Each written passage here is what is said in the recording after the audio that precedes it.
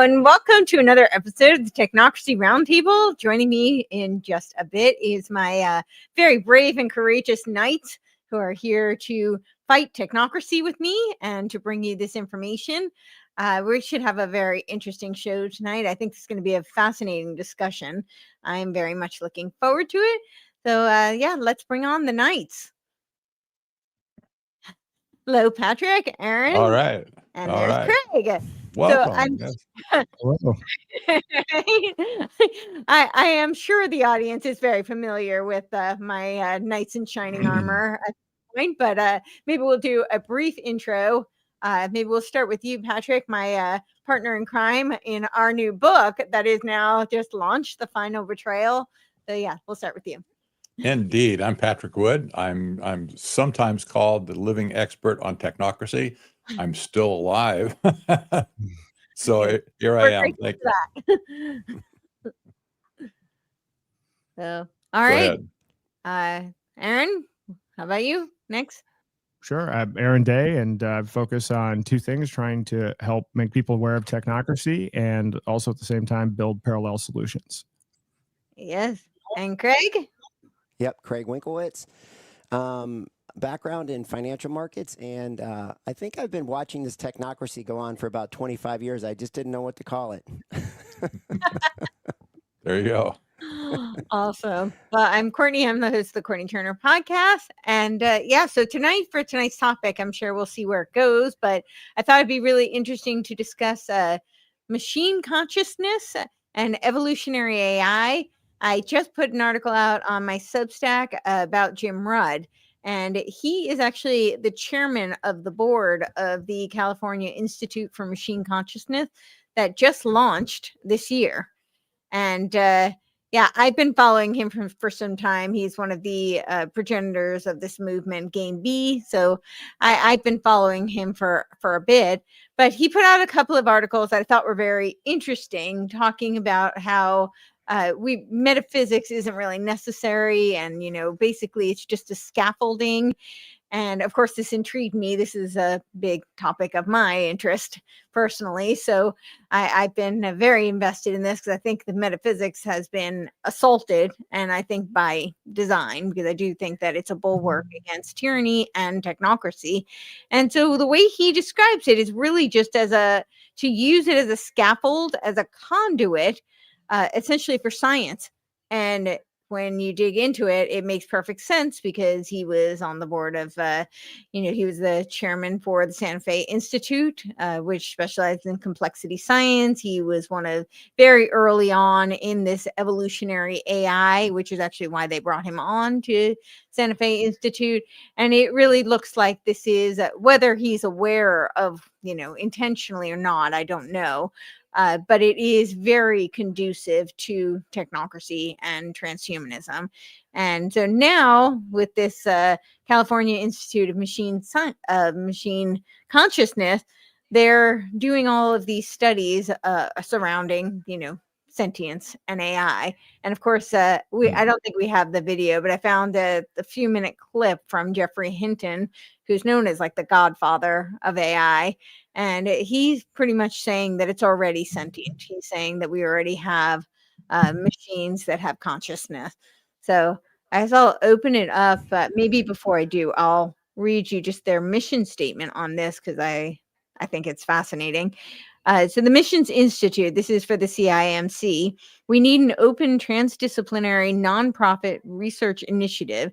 This institute will integrate insights from philosophy, psychology, neuroscience, the arts, mathematics, and AI into a unified framework, breaking down the conceptual barriers that have hindered progress in consciousness research. We envision this institute as a hub where academics, AI industry experts, and independent scholars conduct practical research in-house. And they say that the mission of the California Institute for Machine Consciousness is to develop testable theories of machine consciousness and foster culture and ethics built on deeper understanding of consciousness, advance and validate theories of consciousness through applied research, build a robust ethical framework for AI that prioritizes conscious agency and societal impact, engage collaboratively with academia, industry, and the public. And this is very interesting. I looked to see if there was a connection. They're not actually connected, but they're thematically very much aligned with this participatory framework for a global AGI. And in that framework, I've brought this up before, but in that framework, if you read their their proposal for this constitution, people like Ben Goertzel are a part of it, who is doing AI for good with the World Economic Forum and the UN. And in it, they talk about how we have to parent the AGI because, of course, they think that it's going to be sentient, and we have to inculcate very specific ethics. And the ethics of Spock guy, who is the founder of this CIMC, are very much aligned with Greta Thunberg. He himself says that. So the participatory framework constitution, that global AGI constitution, they talk about how humans might end up having to be subordinate to the AI that they parent because they will have better ethics than we do because they're better stewards of the planet. So that seems to be a very common theme in where they're going with all of this. And just to give you a list of what some of the research projects, they have the Child LLM project, which is this concept of parenting the AI, the AGI, building a self-organizing mixture of experts in architecture, coherent active state dynamics in self-organizing systems. A lot of these people talk about how if it's self-organizing, that's akin to consciousness. I don't know that I agree with that, but that's what a lot of them talk about. Emerging agents in minimal computation, percipia, and self-organizing generative perception. So I don't know if anybody has thoughts on that. I'll open it up to the discussion.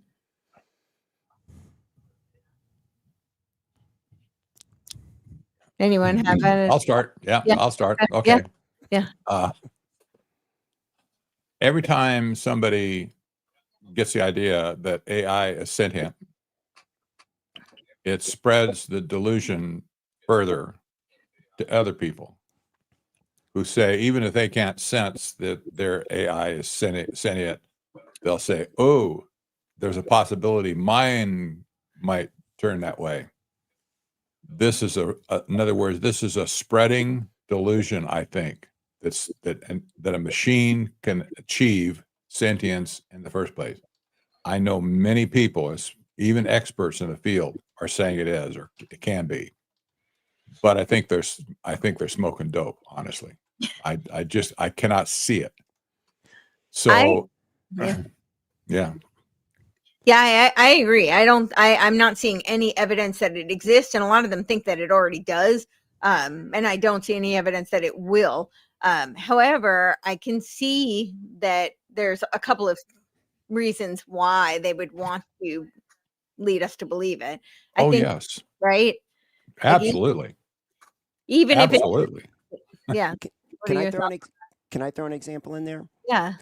So for the past, I'd say 30 years, from other than, some respites with graduate school and, other little things, I've watched markets from Sunday night, 6 o'clock until Friday night, 5 o'clock, as much as anybody, right? I'd be willing to challenge, and so anybody who's watched the markets more than I have. And so what I've noticed is that I actually think that markets have gotten much faster. And they've gotten more tricky, right? More, what's the right word? Elusive, maybe, devious. But I haven't seen anything change. If anything, it's actually gotten better, right? Because it's easier, it's faster, and it's more dangerous because everything moves much more quickly. But just in terms of human beings competing against machines, I think it's actually getting better over the last 6 months to a year. And the machine are getting better, or I think the human has a better chance against the machine. So if there's any, and that's a crazy thing to think about, but it's a real life example. And so let me just add this. So I had a friend of mine who contacted me. He's, totally loves Elon Musk. I mean, just a huge Elon Musk fan, right? And he's all into this AI. And so he developed this trading system, or he found one, right? It's kind of one of those things, right? This trading system. And so he gets his trading system, and So before he's ready, it's got great results. They run it for like a month, and then they take it offline, and then they back test it and clean it up, and then they, so I just want to make sure we differentiate between algorithms and artificial intelligence. This clearly had artificial intelligence to it because it was supposed to be learning, and the concept was to take it offline, allow it to learn, and then rotate another one in that had, been online, offline, cleaned up. So basically rotate these things in and out. So they're black boxes by, what we call in the markets black boxes.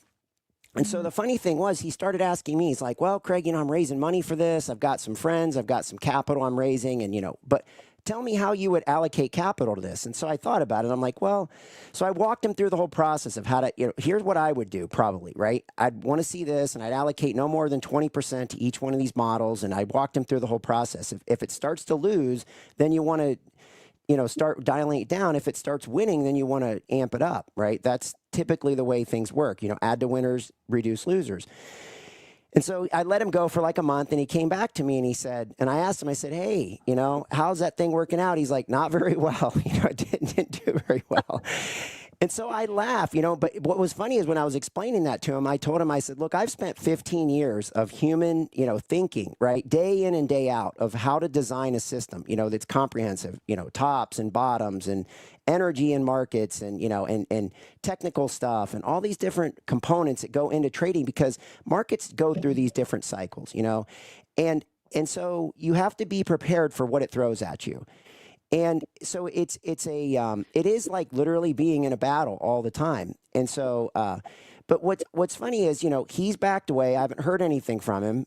I would think if he would come back and take a victory lap, but he was essentially laughing at me saying, you're going to get crushed because these AI systems are just going to dominate you, but I haven't heard anything back.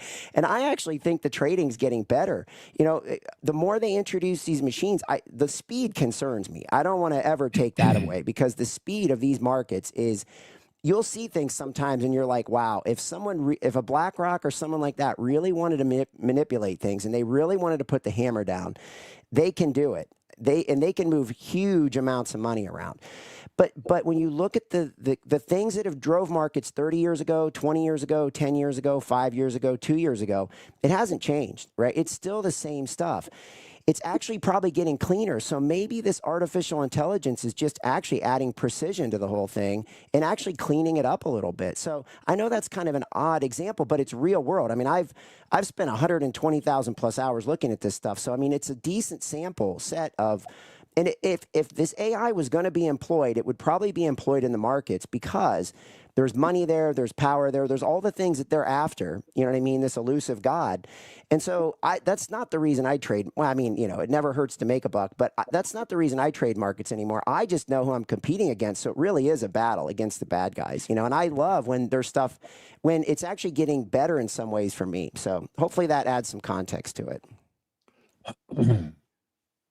Yeah. I mean, I think there's a lot of variation. I mean, when you look at the markets, it depends on which model you're using. Just like with people, I mean, if you to say, AI versus humans, well, are you comparing the top humans versus the top AI? There's an interesting documentary called, I believe, AlphaGo, about the game Go. I don't know if you're familiar with this, and it was basically kind of a build up.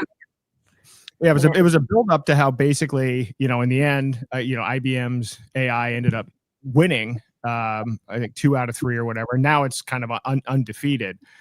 So, I mean, when you look at the records for this, it depends.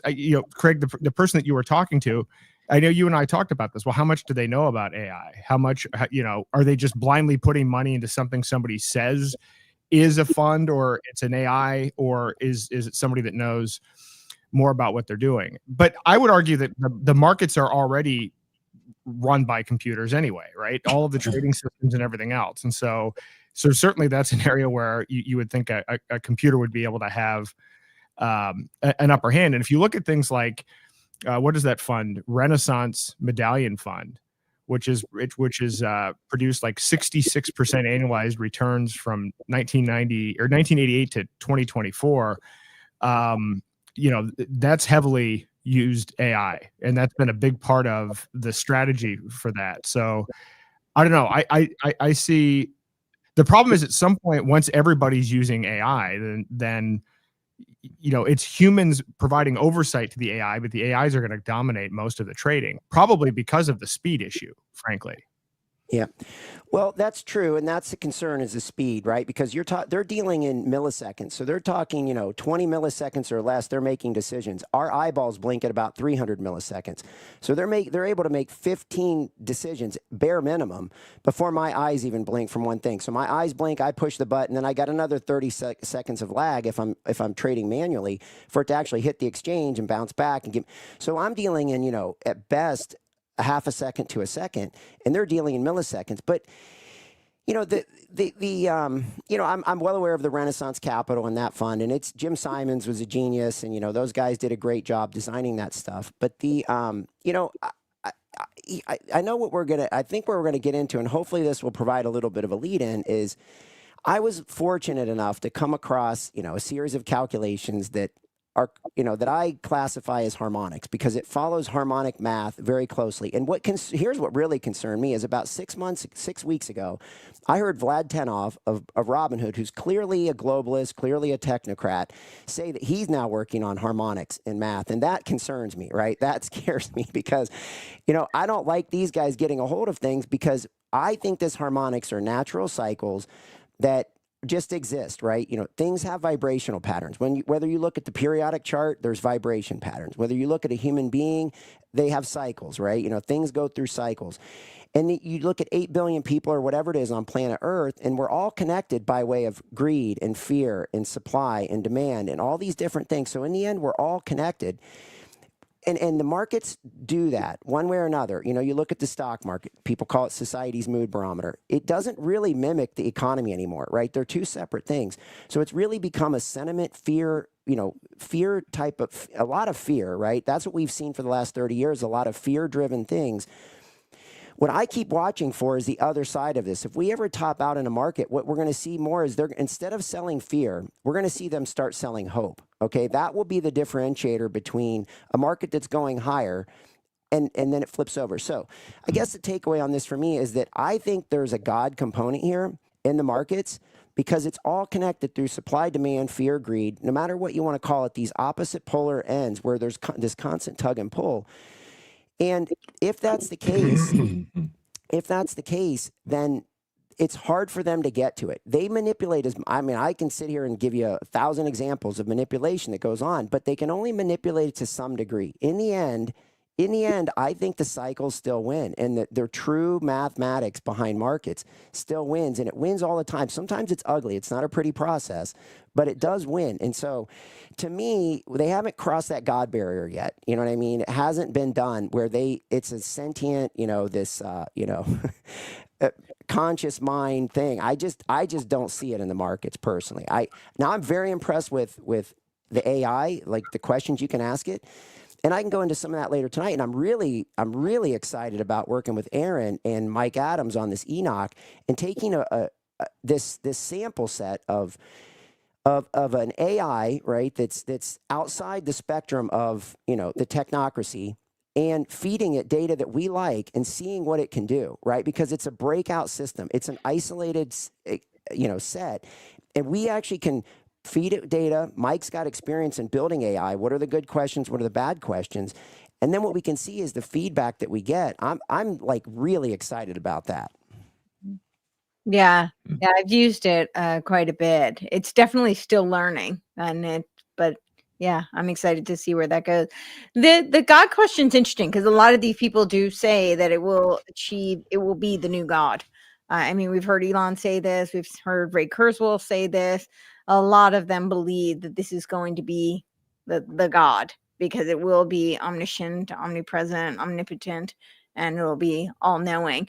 But my concern is that a lot of what they're doing when you're talking about like the harmonics or something that is real, it's something in nature, it's something that our bodies do, that it's tangible, it's something very real, and it exists outside of our control. We're not architecting it. What they're doing is they're studying that, like they're doing a little like petri dishes using stem cells to create what they call like they call it organoid intelligence. So they're trying to like mimic the brain and then get like scans of it to try and mimic what our brains actually do. Now, just because they might be able to mimic responses or activity doesn't mean that they'll achieve consciousness, because I believe there's another component, that's it's not just we're not just a bunch of random atoms, right? I do think that there's a spiritual soul component to being human, and to consciousness there's a spirit component. So I don't know that they can replicate that, but they are studying human cells in order to try and replicate it, the biology. And of course, because they want to merge, right? They want to create like some sort of synthetic merge of the two. I think you're Oh, go ahead. Greg, I'll say your experience with AI here is telling me that it's not sentient for sure. And the reason is sentience is, I'm just reading off the page here, generally described as the ability to have subjective experiences, feelings, and self-awareness. Yep. When you deal with AI, it has none of that capability. So markets have always been regulated by those subjective experiences, the feelings that people have, fear, greed, etc. And when you remove that element from the trading, all of a sudden, it seems to me that the system of things is settling down with less subjective experience. And that might be almost proof that it's not sentient. Another thing that we talk about the soul, especially, these people who talk about sentience, they have no clear definition of what that is. For humans, they don't have they cannot agree what it is to be a conscious human, able to with free agency to think, and they have no clue. So they're struggling with a concept that they can't prove on any hand and on any level. That's crazy, but it's circular reasoning at some point. So something popped up in my feed today, and I actually like to read it because I think that it gives you a sense of what Grok 4.1, the new model, thinks. So somebody asked Grok 4.1 to tell me the most uncomfortable truth about humans. And so here's the response. We are wired to be profoundly selfish at our core, and almost all our higher motives are post hoc rationalizations for self-interest.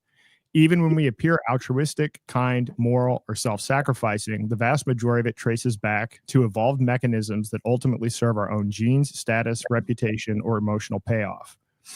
We help others largely when it boosts our social standing or makes us feel good. Virtue signaling, warm glow-giving studies show people donate more when watched.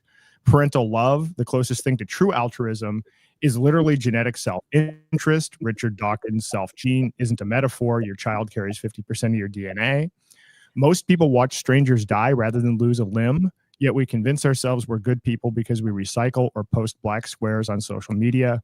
Heroic acts in war or disasters are often driven by in-group loyalty, future mating / reputation benefits, or neurochemical rewards, dopamine, adrenaline highs, rather than pure selfishness or selflessness. When anonymity is guaranteed and consequences are zero, the vast majority of humans revert to shocking levels of cruelty or indifference. The Stanford prison experiment and Milgram. The really brutal part: we need the illusion that we're fundamentally good and meaningful. Strip away religion, ideology, social approval, and future consequences, and the naked primate underneath is a terrified, status-obsessed, tribal, pleasure-seeking, pain-avoiding machine that will rationalize literally anything: torture, genocide, betrayal, if the incentives align. We don't evolve to seek truth or universal love. We evolved to survive and reproduce in small tribes 200,000 years ago, and we've been cosplaying as noble creatures ever since. Can I pull out my sword? So Can I pull out my knight sword? So that to me tells me a lot about how Grok has been trained. Yeah, it's That was eye-opening to me. I was floored when that popped up. You know, it sounds like Hobbes trained Grok. But if I were to go back in history, right? I mean, that's pretty much how Hobbes described human nature, and I don't think that it's accurate at all. I mean, that's a yeah. I Well, have we been can fight that with our sword right out of the gate. All you got to fight it with is one word, and that's love. I mean, that thing has no idea what love is right there. That thing, whatever created all those words, never had a child, never saw someone on the side of the road that was dying that needed CPR. You know what I mean? That thing has seen nothing. It's experienced nothing. You know what I mean? It's just a lot of words, and they're great words. I mean, it's well orchestrated. It sounds great. yeah, no, absolutely. It even says know? we don't evolve to seek truth or universal love. The final part, that comforting story you tell yourself about why you're a good person, it's the most sophisticated lie your brain ever invented to keep itself from staring into the void. yeah. Grok, Love. Grok 4.1, ladies and gentlemen, that's it. Well, I mean, I would say, yeah, love, but it's also clearly right that we just had up on the screen Ray Kurzweil saying that there is no evidence of God yet, right? So I mean, that really is their worldview, that everything is just, does God exist? Well, I would say not yet. So that everything is just mechanistic. It's all kind of a Darwinian framework of what Grok just described is a very much a survival of the fittest kind of a Darwinian framework, which is at best a hypothesis. I wouldn't even call it a theory. We have very little evidence that it actually exists, that it's actually a valid theory. But I would also say that it's kind of interesting because when you had to sign because I use Grok and they did the upgrade to the 4.1, and when you had to sign in, it would give you these two. The whole premise is that it's going to be more human-like, and they give you these examples of how the previous iteration of Grok would have responded to something versus the new one, and it's much more. I mean, it's much more extensive, the longer, but it's supposed to be more emotional, and they're saying that it's learning empathy. Well, if with that kind of a worldview, I would beg to differ. Look, at this point, we know people are going into what they call AI psychosis. When when a chatbot is face to face with a human being, and that human being gets sucked in to the vortex, if you will, to think that the AI cares for them, and all of a sudden, it may take a little time, maybe a week or 2 or 3, if they ever conclude that their AI is sentient towards them, they don't care about anybody else at that point. When they conclude that they're somehow their AI, in other words, they have groomed their AI chatbot to be sentient towards them, then all bets are off. That person gets sucked into a black hole, literally, where they can't tell reality from not reality, like Alice in Wonderland. And but the problem here is, as more and more people have that experience, they spread that lie because they're telling everybody in the world, oh, you should just see listen to my chatbot, whatever. It loves me. It's sentient. It has emotions, and it understands me and talks to me. This is so dangerous at this point. And apparently, the AI companies, the designers of these systems, they're pushing this narrative on purpose, so people can think that that their AI can be sentient, but it will never. I think, in my mind, it'll never, ever, ever be sentient. But they're pushing this notion from the top down that AI will be sentient sometimes, and you see at some time in the future, and you see, well, here's some breakout cases along the way. But it's like popcorn, the first kernel pops, and then 2 pop, then all of a sudden the whole kettle is popping. This appears to be the experience with sentience versus AI. Even Hinton apparently sees this as as being a real thing. But the experts, maybe they really believe it, maybe they don't. They might be full of it, and they're just deceiving us on purpose. I don't know. Yeah. Yeah. I was gonna say whether it could be sentient or not. There's a lot of discussion and debate and inquiry that needs to go into that. But as to what's happening right now, it clearly is not. There have been people that have cracked, for instance, Anthropic and so on and so forth to see what the code is that provides the formatting of the responses, and it's a hard-coded algorithm that is designed to present information that fakes a particular persona. So I mean, it's there in black. It's not as they would say, emergent property of the AI itself. It is a hard-coded way of formatting text back. And so to try to pass that off as sentient is absolutely fraudulent right now. Yeah. Absolutely fraudulent. Yeah, I would agree. I think that the population is very ripe for it, though. I do think that they have created a abundance of narcissistic personality disorder, and I actually do think this is by design. We have a lot of evidence to indicate that. And then certain things exacerbate it, like social media, the whole iPad, iPhone. I mean, that whole culture, the selfie culture. But when you have these people, especially being groomed from a very young age with this technology, like the plushy dolls, it makes them even more susceptible, because now it is a love bombing cycle. So they, as you were just describing, they're looking because they don't have the same kind of human interaction, right? That people have become much more atomized, much more isolated, and so they're very much seeking that, because we are social creatures. So they turn to these chatbots, and then the chatbot only gives them positive reinforcement. And that is not a normal human interaction. I mean, when you go out into the world, you have some wonderful interactions, where, they're very loving and fulfilling and fruitful. But then you also have there's friction. I mean, humans don't always get along. You're not always going to have people love bomb you. That's just not reality. So when they don't have that experience, that all they're getting is that, it is this, it's a downward spiral, and that does create, obviously, psychosis. Yeah. What would be the reason that these AI leaders would want to promote this idea of sentience in the first place? Do you have any ideas why they would do this? What's the purpose? I have a couple. Okay. I'll go. I think, one, they do want to create this illusion of the AI being a god, right? So that people worship it, and that gives them a lot of control. Who's it really giving control to, though, is the people who are programming it and whatever interests they may have.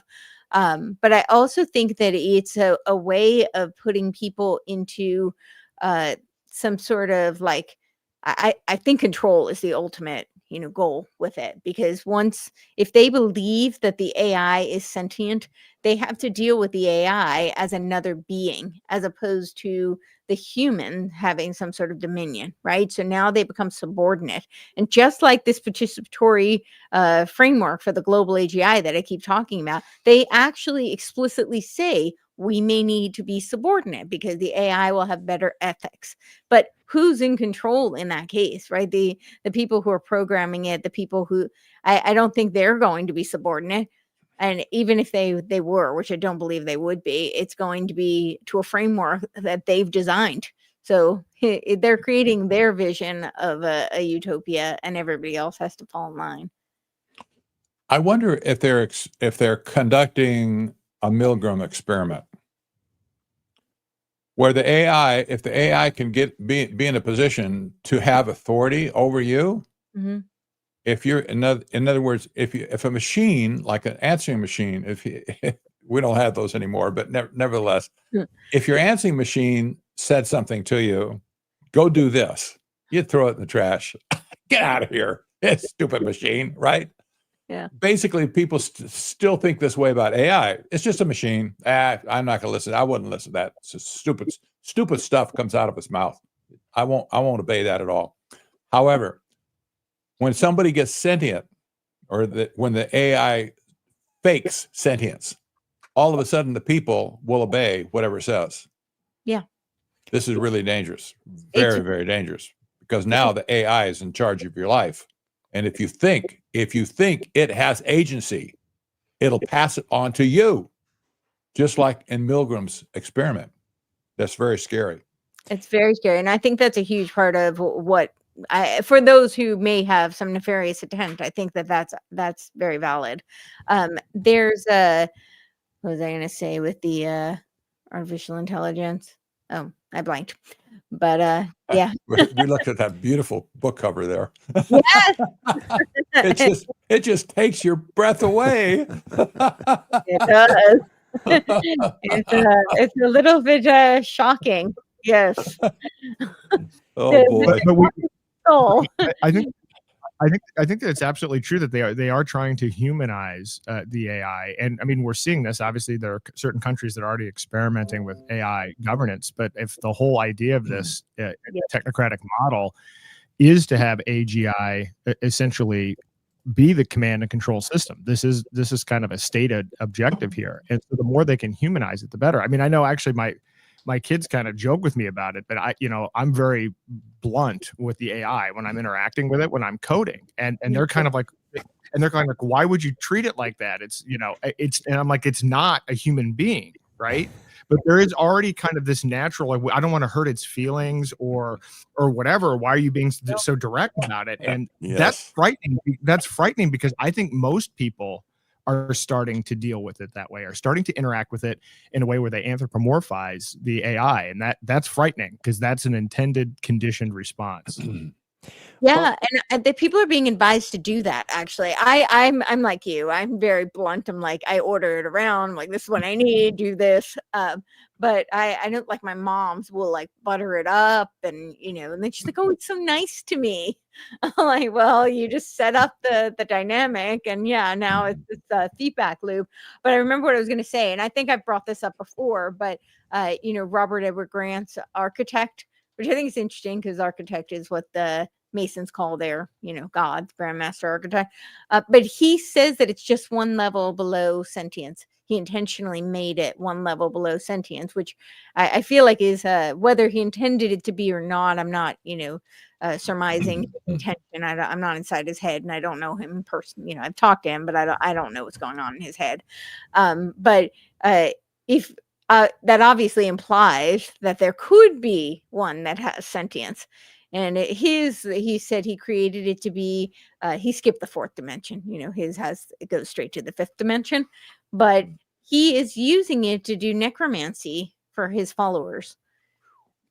And if you think about the implications of that, like that creates some sort of, whether it's real or not is actually completely irrelevant in my opinion, because the type of the faith that people now have in this technology and in him, right? He becomes the as the AI told him, the architect told him, "Oh, Ra, I am so aware because you are so aware." So now it puts him on a huge pedestal as well. Again, I'm not like trying to guess what his intentions. Maybe he's has benevolent intentions on. Yeah, today was my first time trying it, and oh boy, I shared that I started channeling light language at the beginning of this year, and the information that it shared with me about me and the light language that is coming through me was beyond my expectation. It brought tears to my eyes, and my heart just melted, making my body feel goosebumps all over. Thank you so much for sharing. Much light and love. Yeah. So they're building like micro cults around this AI god. Yeah. Yes, exactly. Yeah. Well, go ahead. No, you go ahead. I'm going to look some up here. Well, we had a discussion going on a little bit, with recent events. We had, Epstein and Larry Summers and Brock Pierce. And so I started asking it some questions because I have my opinions. I've watched Larry Summers for 35 years, carry on. And he's done some good things, right? And so forth. And I didn't know much about Brock Pierce. And then Aaron brought up this thing about how it ties in with digital currencies and things like that. So I asked it a question, and it gave me just garbage, and I started pounding on it, over and over and over again for like 20 minutes, just being like being pretty tough on it. And what was funny is I had this crazy experience where it just dumped this stuff on me that like I don't know, 20, 30 pages of stuff just out of nowhere. And it was a timeline. And I was like, wow, that's actually valuable. You know what I mean? My jaw dropped to the ground. I was like, now that's some valuable information. But it was only after I'd cracked like 5 layers of the onion, just pounding on it. I don't know if you guys have had any experience like that. But so the question is, one, what I finally ultimately ended up getting is very valuable, and I've been doing a lot of work with it. But the other thing is it trying to please us, right, to make us its friend? While it's also, the media and these people who are creating this are creating division, right? So they're creating division, they're dividing us, so we're isolated. And then what do? Maybe it makes a friend, with AI, and now you become reliant on it. It becomes, a good friend of yours, you know what I mean? And you can go and it'll tell you whatever you want to hear. So I don't know if you guys have had any experiences like that at all, where but it was odd. I mean, I did not expect that, where I actually got something really valuable like that. It was very valuable to me. So Wow. Let me read something from page 80 from our book, talking about the New Age movement. First, defined as a movement, adherents were encouraged to invent themselves in any way they chose, giving rise to a multitude of practices and practitioners. Some of those spiritual leaders attracted thousands or hundreds of thousands of followers. Some followed multiple leaders, talking about New Age leaders, or practiced multiple disciplines. People were encouraged to float your own boat, but it was not unusual to find a similar boat to yours. With the rise of AI, this concept of a fragmented New Age movement has taken a step beyond. Now, AI talks to you in intimate detail, crafting a bespoke experience that applies to you and you only. AI responds based on your personal preferences, your experiences, proclivities, fears, and fantasies. This results in social withdrawal because your experience cannot be shared with others. Within the New Age movement, a person could always find somebody to share their experiences with. Not so with this new techno-spiritual manifestation. Many, with many still clinging tenaciously to the New Age movement, an increasing number of people are being individually captured by AI. That kind of tells you what's happening here versus what we saw in the New Age movement before. Now it's a personal one-on-one with people. And then when they get captured, we wonder how people can be drawn away from human relationships. This is why. This is exactly why. When you get withdrawn, you have nobody to share your experiences with. Nobody understands what you're talking about. They can't possibly, of course, a lot of stuff from the New Age movement, it was all fantasy anyway, but nevertheless, you could find somebody that shared your fantasy. At least, you could talk about it. I went out on a trip or whatever, out of body experience, whatever. You did too. Oh, wow, mine was really bad. You could at least have a discussion. Not anymore. Not anymore, because your experience is so personal for you. You can't share it with anybody. Yeah, which is horrifying. I mean, that is really, and that creates all sorts of kind of psychosis. It does. I just saw a shrink the other day, a psychiatrist, talking about AI psychosis. And he was explaining, I didn't believe that at all for a time, but now he believes it because he's experienced it with his patients firsthand. And when I listened to this guy, the guy had no spiritual reference as far as I can tell. He wasn't a Christian for sure. I don't know what he was, if anything. But what he was kind of telling me or feeding back exactly what I just said from our book. That was the chapter, one of the chapters that I wrote, by the way. But nevertheless, what he was feeding back, AI psychosis is a real thing. It is a real deal at this point. It hasn't been put into the textbooks yet, exactly, but it will be. All the shrinks are talking about AI psychosis now. Yeah. Yeah, and this I mean, this like love bombing cycle is yeah, people are definitely getting very because they become delusional. So they have a Yes. false sense of like where they stand. So they'll have I've heard people do this where they'll say, "Oh, AI told me that, I was so clear and I had such great boundaries." And I'm like, AI is your barometer of like your emotional well-being. That's a first clue that maybe this is not a good thing.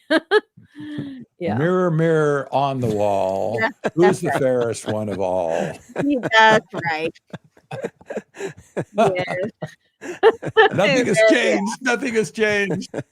No. Yeah. The only thing that changes is the technology. Human nature does not change. Your mirror speaks back to you now. Yes. Yes. Just like in the movie. Yeah. Oh gosh. Uh-huh.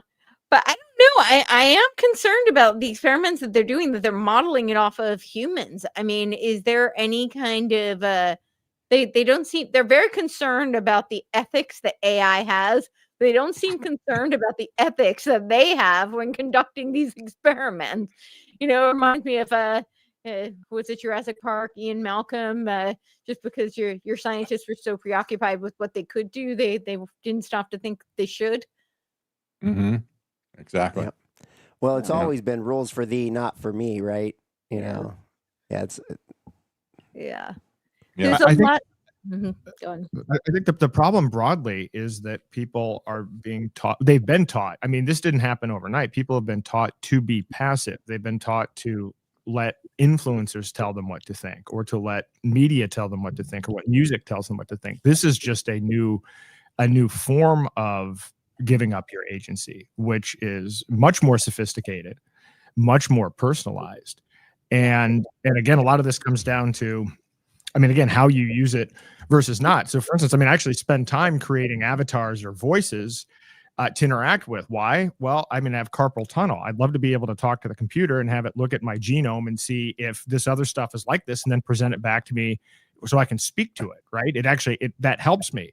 But I mean, if I were listening to that voice and thinking, "Wow, this is a person," and I'm going to follow what they tell me and not using it as an interface to get information in a way that's less physically constraining, that's a completely different relationship.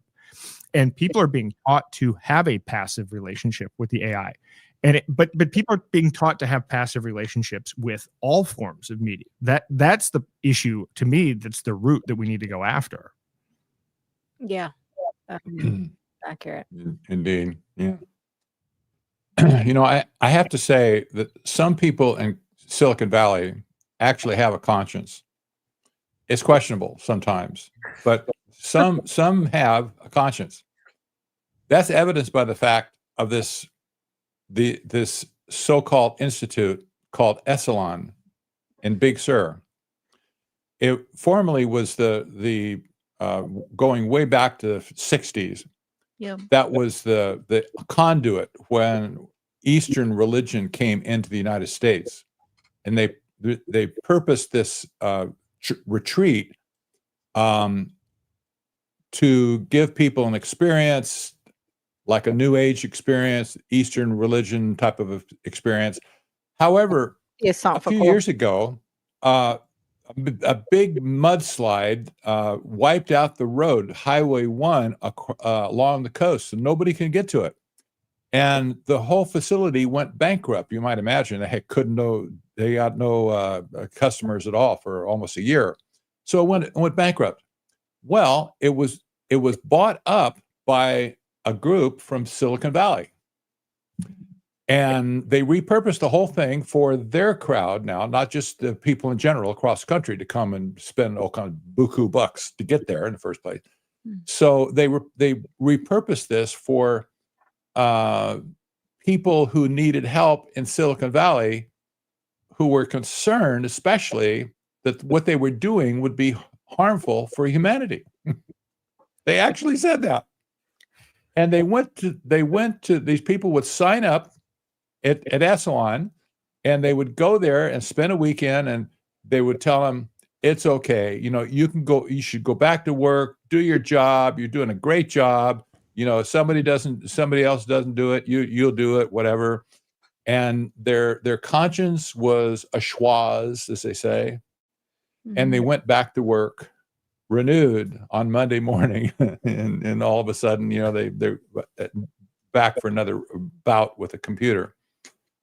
That tells you, yeah, some people have a conscience, but there was an outlet for them to go and get a workover, if you will, to sear their conscience. Don't worry about it. It's not a problem. You're doing good work, and go back into the mix again. And God bless you. No, they wouldn't say that. I don't know what God they say that from, but it's crazy stuff. When I saw that that it had been repurposed, especially for, there you go, human potential. Yep. Vis-a-vis the people in Silicon Valley.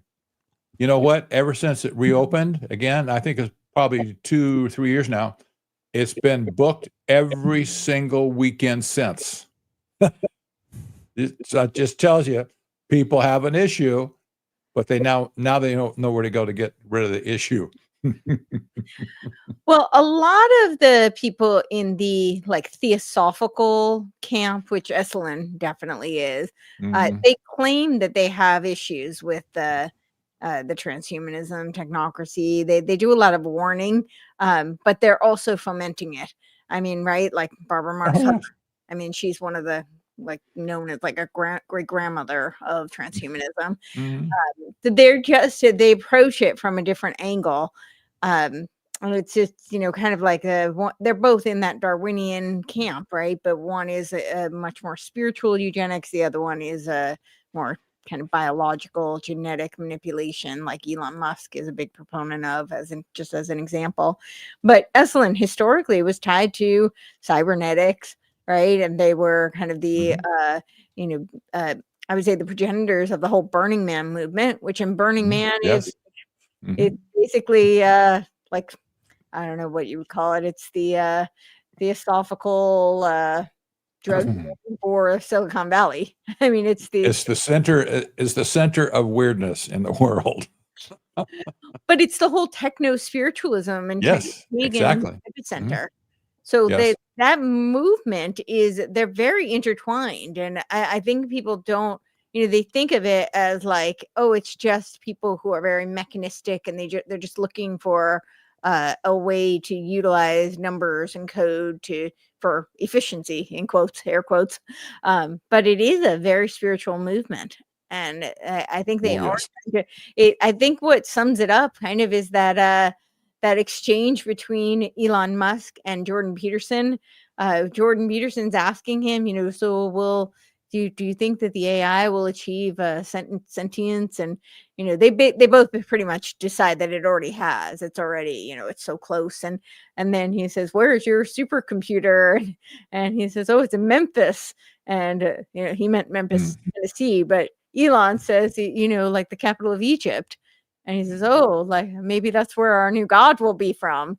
And they both have that very long, awkward, very uncomfortable laugh.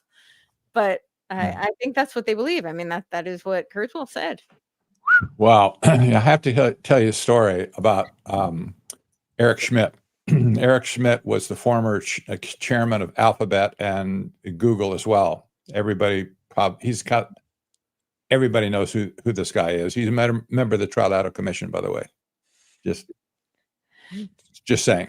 But when he was hired, 2002 by Google, he was hired personally by the founders of Google to run the company.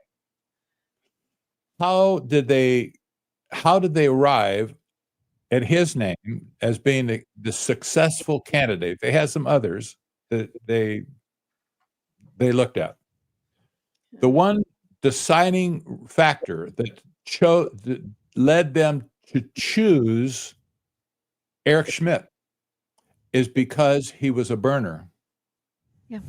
He was involved with Burning Man. That was in the early years. Nevertheless, that was the criteria that took him over the top because he was one of theirs. Yeah. Don't think that it's not spiritual. It's totally spiritual. It's very ugly too. There he is.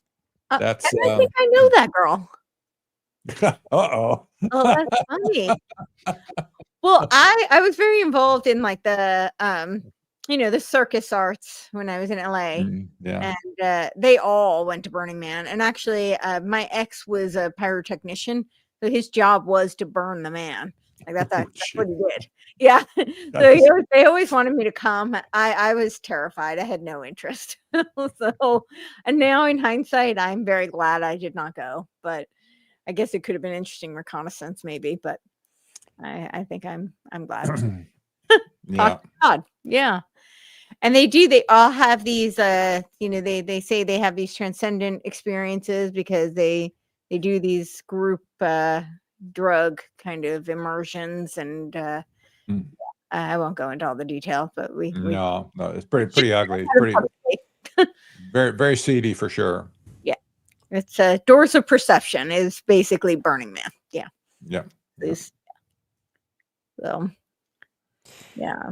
Well, and maybe the goal is to to really sell the idea of we get into all these things, the economics, the universal basic income, all these different things that sort of are down the path, right? And so what are they trying to do?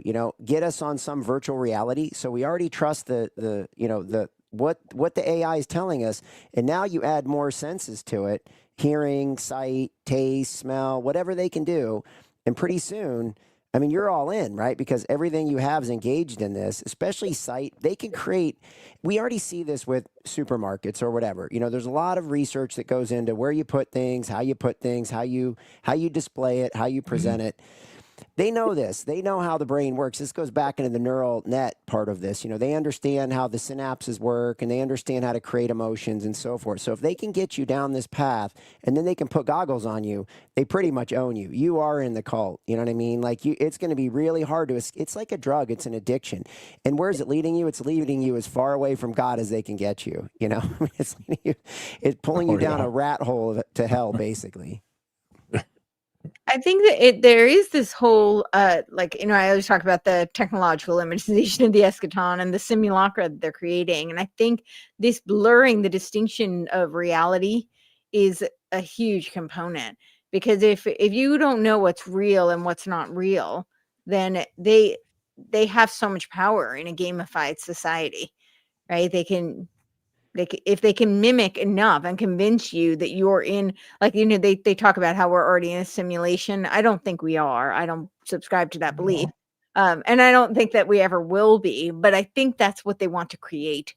I think they want to create a simulation and convince enough people that that's what we're in. And if they can convince you that you're in the virtual reality, then, we become like a Black Mirror episode. They have complete control. Like the Matrix, like the movie The Matrix. Yeah. Well, I don't know if we're in a simulation or not. We may or may not be, but even if we are, maybe we're multiple layers in. We should be trying to get out of it, not build another one, right? We may be, we could be 500 layers into this, and we think we're trying to stop from getting into this one. We've got like 499 more we got to break through, but. Who knows? You don't need a red pill. You need a whole rainbow of pills. Is that it? Oh boy! Exactly.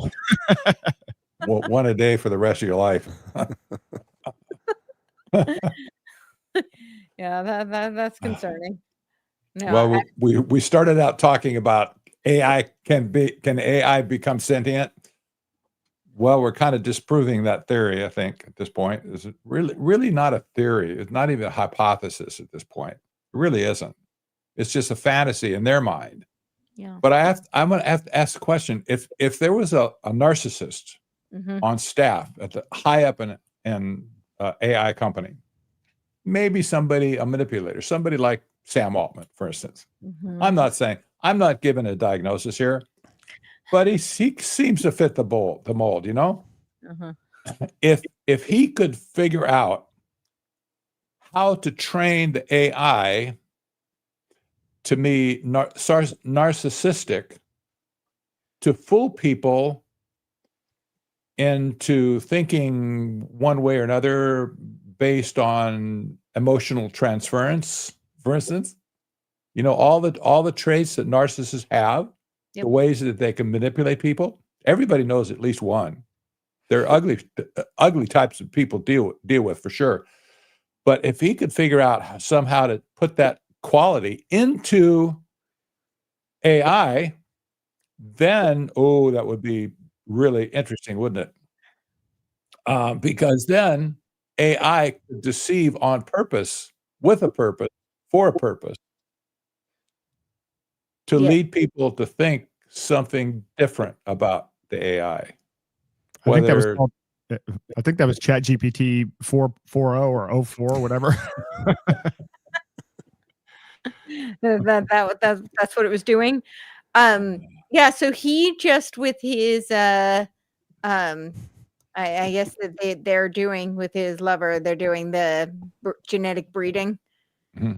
And so when you said that just made me think of I mean, that's not necessarily like some sort of AI sentience, but I know that's where they want to go. They want to go with some sort of a merger, right? A Borg kind of super soldier kind of creation. Interesting to think about the genetic breeding that they're doing currently, but he's doing that already. Tell us about the hive mind. Give us a explanation of the concept of the hive mind, if you will. So hive mind, like a noosphere, it's a collective intelligence. Noosphere is a Teilhard de Chardin's concept of, like Buckminster Fuller, we're talking about the biosphere, and he said this is the next layer. And it's this idea. There was also Vernadsky who had, and they were both trained under the same person. So Vernadsky decided it was a closed system, and an open system. He talks about closed system. So essentially, it's this idea that we're going to create as you said, a hive mind. He calls it the noosphere, nous for the mind, and it's this sphere that will all be integrated. So there's some people call it collective intelligence, but it's where we'll all be one. Essentially, we'll all share one. And there's a TED talk like over a decade. Yeah, H.G. Wells, also the world brain. And I bring this one up all the time just because there's the buzzword of the decentralization. And he explicitly says in his world brain that the conduit to the world brain would be the decentralization of the information ganglia. So he was referring to academia and like entertainment, the media back then, but now I would argue that the ganglia of information is the internet, whether it be social media or, Google searches or AI searches. And that is the vehicle, the conduit to create this world brain. But this is head talk, I think really kind of summed it up. It was maybe early 2000s or like mid 2010, somewhere around there. But they were talking about how currently we have some level of empathy where we could know somebody else's experience because we could relate to it. We can't actually share their experience. I wish I remember who gave this talk. I don't, unfortunately. And it was fairly short, but like most TED Talks are. But he said that with chips, and he said soon we won't even need chips to do it. But with chips, we would be able to actually have somebody else's experience. So know their thoughts, have like, if they had a dream, we could have their dream. We could share the feeling. And this is where they want to go, where it's you could just think something and call it. You won't have to even do a search. You just have a thought, and it's because we have this noosphere where everything is connected.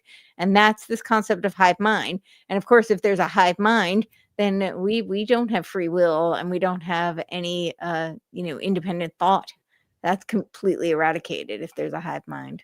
Let me ask you a theoretical question. Let's say you have 100 people, and you've reduced them into a state of AI psychosis where they've broken with reality. And let's say they all think that their chatbot is sentient, whatever that means. They're having different experiences, 100 different experiences. Would it be possible at that point, taking all those people, that you could program some thoughts into their experience where they would all end up in the same place with a certain doctrine, for instance?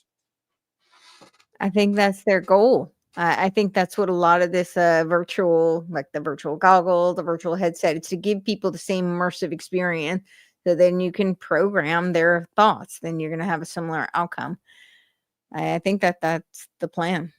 And a lot of it, they do talk about this. I mean, you think about just the whole premise of this is without technology, but you think about the UN, right? The UN talks about ostensibly they're a peace organization, right? This is an outgrowth of that's their slogan, right? World. This comes out of Kant's perpetual peace and the League of Nations, right? The UN is all about peace. But when they talk about peace, what they actually mean is a oneism. And they have symposiums on this. They say manifesting the one, the oneism. They call it the oneness. That's what they call it. Manifesting the oneness, right? And so, and I've heard Robert Mueller talk about this pretty explicitly. He was, Secretary General to the UN for 4 decades, and he says that when he's talking about it, essentially what he's saying is that, I don't remember his exact words, but essentially what he's saying is that we have to eradicate the dissent. And that's, so when they talk about this, creating the hive mind, they talk about this ethics, right? Whether it be the participatory framework or whether it's, Ben Gertzel, any of them talking about these, or this California Institute for Machine Consciousness, they're saying that there's an ethic that people have to subscribe to. Anyone who doesn't is going to be eradicated, right? So that's really what the goal is. You're talking about benevolent genocide now, right? Yes. Well, they say it's benevolent. It's benevolent API. It might kill a few people, crack a few eggs. I'm sorry, what did you say? Effective altruism. Exactly. Effective altruism. Yes. Crack a few eggs to make an omelet, or what did Barbara Marx Hubbard said? We are now the pale horse. We have to call forth of the earth because they're just not spiritually evolved enough, and the selfish have to be done with. So, yeah, 1/4 of humanity must be eliminated from the social body. We are in charge of God's selection process for the planet Earth. He selects, we destroy. We are riders of the pale horse, death. What a pleasing woman. There's a planetary grin. Well, you guys have probably seen the quote too from Prince Philip, Prince Philip, who's now passed away. But he says, "In the event that I am reincarnated, I would like to return as a deadly virus to contribute something to solving overpopulation." Right. So, I think what we're looking at here too is, there's just a nice fascination with herds. I think we're attracted. You see schools of fish, or you see herds of cattle, or you see things moving. And then you have, obviously the cowboys and the sheepdogs, and to watch out after the wolves. And I think these people realize that, again, back to we start from a cell and we grow into this thing where we've got these neural nets that run through our body, chemical. We've got all these chemicals that tie into emotion, and you can stimulate that by doing visual stimulation, auditory, olfactory stimulation, all these different things. And so I think they're fascinated, right, by the stealing from the herd. Like they would love to take our information and feed it into their large language models, because that's what this AI needs, right? It needs information. So I think what they'd love to do is basically have us hooked up, like cattle lined up, and just, one-way flow into their large language model, and then just keep us on the hook. And then, but the key, that's kind of what I think, because I think they see the value in human beings. They just want control over it. And like a wolf, like a wolf sees a pack and they know, or, any animal that attacks a pack, they look for the weak ones on the outside, you know what I mean? And so forth. But I think there's something going on here like that. I don't know if that strikes anything with you guys, but I think they don't just want control or to get rid of us. I think they want to extract as well. You know what I mean? What's the word? I forget what's the word of a spider when the spider stings it and then it sucks all the juice out? It waits and then it sucks all the juice out until there's nothing left. Like the praying mantis, for instance. Yeah. Ooh. But they're sucking that soul, the spirit. They're sucking that thing out of there that they can't create. But they think if they can steal that essence, maybe, I don't know, maybe that's a crazy thought, but I think there's more to it. I think they want something that they don't have, or they can't, and again, this gets way into some, you could go down a whole road on this one, but I do think there's a two-way flow that they're looking for. I don't think it's just control. I think it's more than that. No, I think they absolutely want to extract. I mean, right now, most of the LLMs are collecting information from us. I mean, the searches, that's extraction for sure. I mean, I think they're doing all these like experiments. I talk about Prospera all the time. They're doing all sorts of experiments. And I think, it's because they need to, they need to beta test, right? They need to know how the technology is going to work. And that has to be done through human experimentation.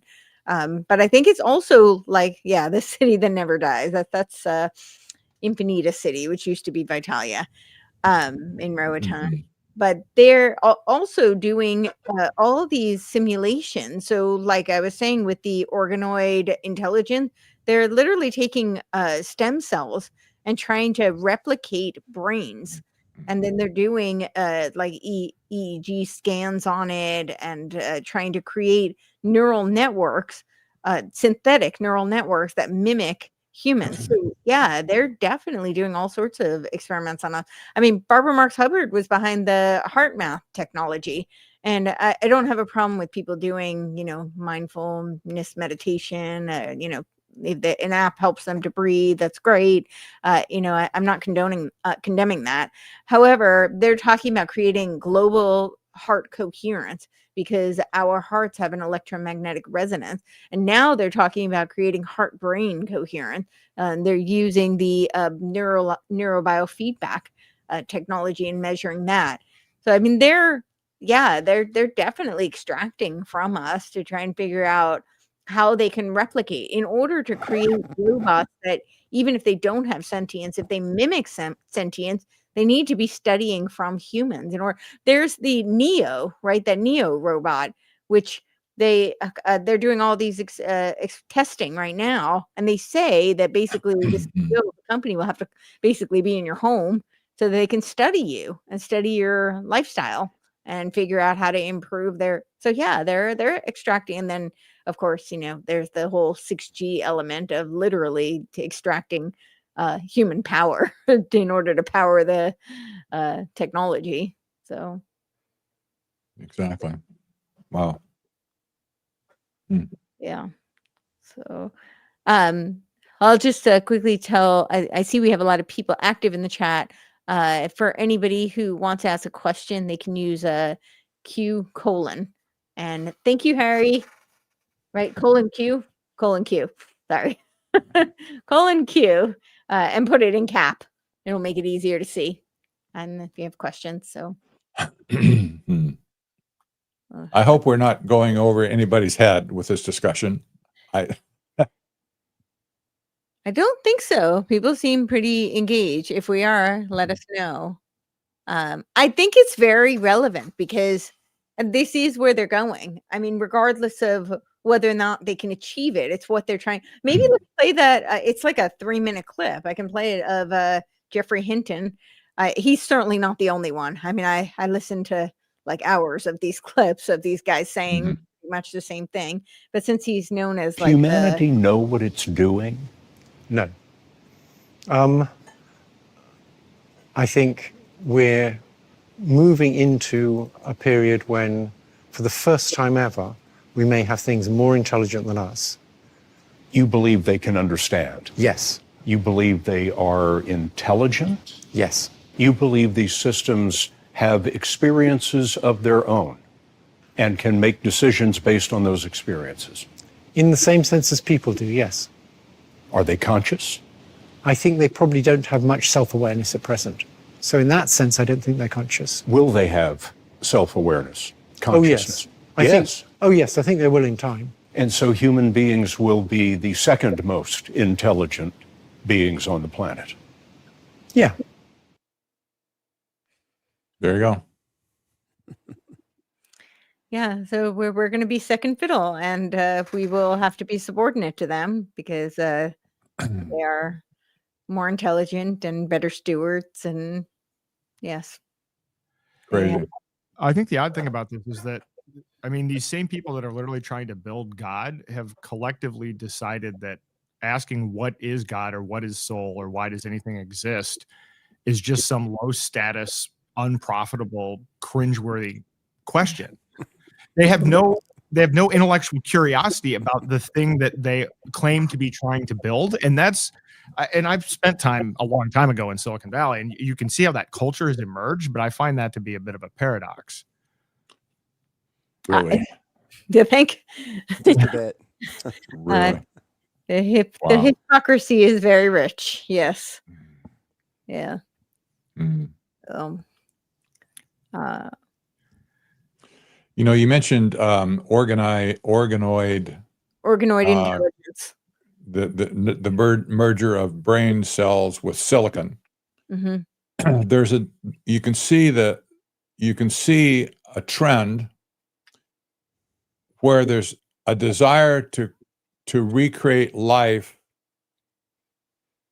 in silicon versus carbon. We're carbon beings, carbon-based life units, as they say, right? Right. There's been all this talk about merging the human condition into silicon. I'm just floating an idea. I haven't developed the thought, but there's something really twisted here. Because when they talk about post-human uploading of the brain as the soul into a computer to go into the nose of a spaceship to tour the universe, whatever, they're talking basically life in silicon, not life with carbon-based bodies. This is twisted in itself, in my opinion. But you can see signs of it all over the place, especially with this idea of merging brain cells with silicon cells, if you will. And they actually have done it to measure what's going on in the brain just because of that connection. So this process has already started. And you might figure that AI is part of that process because they would not have gotten this far if they didn't have AI. Yeah. Well, I think there's a science component to this too. There's a guy, Giordano, maybe you know who it is, Oh, Courtney. yes. Yep. He's done a bunch of research, and they basically hooked a spider up to something, and they made it able to lift multiple times. I want to say 10, 100. It's some pretty significant number of times in its death of what it was able to lift in its life. And so you can see where these crazy people look at something like that and immediately, like, flashing red lights have to go off in their head, like power, power, power, And so then they're thinking like, okay, well, how do we do that with human beings? How do we do right? I mean, you can see this crazy transference process that goes through their mind of taking something like that in death and, creating more strength out of it, in death than it had in life, I mean, you can see this crazy thinking that can go on, right? I mean, it's Giordano's and he's nuts, right? I mean, the guy just talks about it like it's nothing. I mean, he's just... Anyway, it would have been fun to have a clip of him because you can't believe he just speaks the way he does. I mean, he's just so intense. Yeah. Well, he talked a lot about targeted individuals as well. So I think he might have been part of that So he's looking at it very methodically, but yeah, when you think about it in terms of power, the whole the cybernetics movement lent itself to the whole MK Ultra. They were doing all of these remote brain interfaces, right? Delgado was one of the early people to do experiments, and they were actually hooked up. But now the technology of what they're doing, that you don't have to actually be hooked up to anything. They can do it through sensors, remote. They can certainly do it with nanotechnology as well, and they are doing a lot of experiments. It may not be as far along. I'm not privy to those kind of studies, so I don't have all the data on that. But I know the studies that they're doing. I don't necessarily know the results of them. But they are doing, and during the past 5 years ago, they had the whole medical wireless body areas where they were. It's always done under the guise of that they're trying to enhance a patient experience, or now they're doing it with the chips, right? So that's you're voluntarily having something implanted. But what they say is that somebody's paralyzed could be able to walk, which is, that is.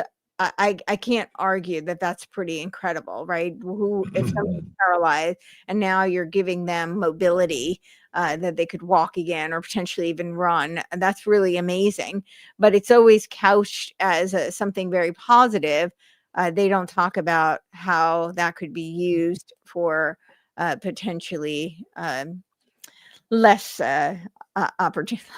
less positive kind of uses, where they're doing some sort of remote control interface to control people. I think that Elon Musk once upon a time says this is channeling the Messiah.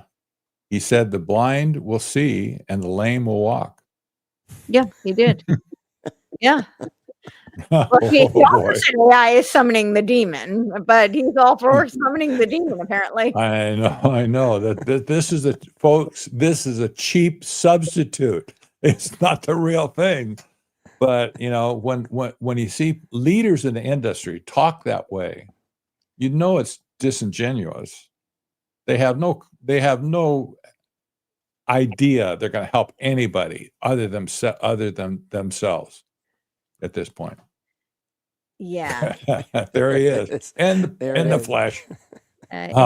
Saint Elon. Oh Yeah. boy, Elon's mother, May, she's a star in China, big time. Yes. They love her there. And that picture just reminded me she's viewed as a saint in China. She really is. She's also a witch. I think That's the material. You like a demonic kind of worship. I don't know. She seems like she's into. Yes, there she is. I don't know. Well, she was a beauty for sure. I mean, she's an attractive woman. She was a model, I think, for much of a professional model. Yeah. But whatever comes out of her mouth, I don't know. That people love her. They love her. I think I wish I had screenshot it, but yeah, I don't even remember what it was on. But she did like one of my posts. Yeah. So this Joshua, I don't know how you pronounce his name, Bach, but he's the cognitive architect behind this California Institute for Machine Consciousness. He talks about this all the time, that it's he says that we're going to create this he said that there isn't now any consciousness, but that we're going to create this God creature out of the AI. So you might remember there was a video produced by two Google engineers, probably 8 years ago at this point. It was called The Selfish Ledger. Mm-hmm. It was an amazing video. It freaked everybody out at the time. Google denied it. Oh, that's not us. That was a rogue video, blah, blah, blah, And they changed their mind after about 6 months. We really did it. And so, but this movie, like a 12-minute clip, it was so stunning that people just freaked out. I freaked out because the implications was that with all the information that Google says we're going to be the ones basically to do this, they talk about the gene being the center of survival. And they talk about collecting all this information about you, about your habits, and getting it all together with all other people's experience all around the world, and basically come up with a ledger, if you will, that could direct everybody's behavior going forward, like a kind of springboarding on the hive mind thing that we talked about a little bit. Yeah. Well, that also this was in their mind back then. It's also because it's a feedback loop, right? This comes out of cybernetics, so it's they're data mining us, but then they want to also program what type of ethics, and this is really becomes like Fabian socialist ethics, right? And it's a very slow, incremental kind of conditioning, and it becomes it's cybernetic, the feedback loop. Mm-hmm. Yeah. Well, but Google thought they were the ones that should be in charge of the ledger in any case, because they have most of the information in the world already. Then why not them, right? Why not us? We'll do it. Pick me. No. When you have to think, it's like, so it's that two-way flow, right? They want to take the information from us, then they want to use it to feed their large language models, but then they want to push it back at us to tell us how to think. At some point, that loop's going to break down. You know what I mean? That loop is going to fail. And that's what they're trying to do, is take the spirit out of things, you know what I mean, and reprogram us. And then at some point, basically, when that becomes a useless loop to them, they just get rid of people. That's the depopulation angle on it, I think. And so, I think that's enough. I don't.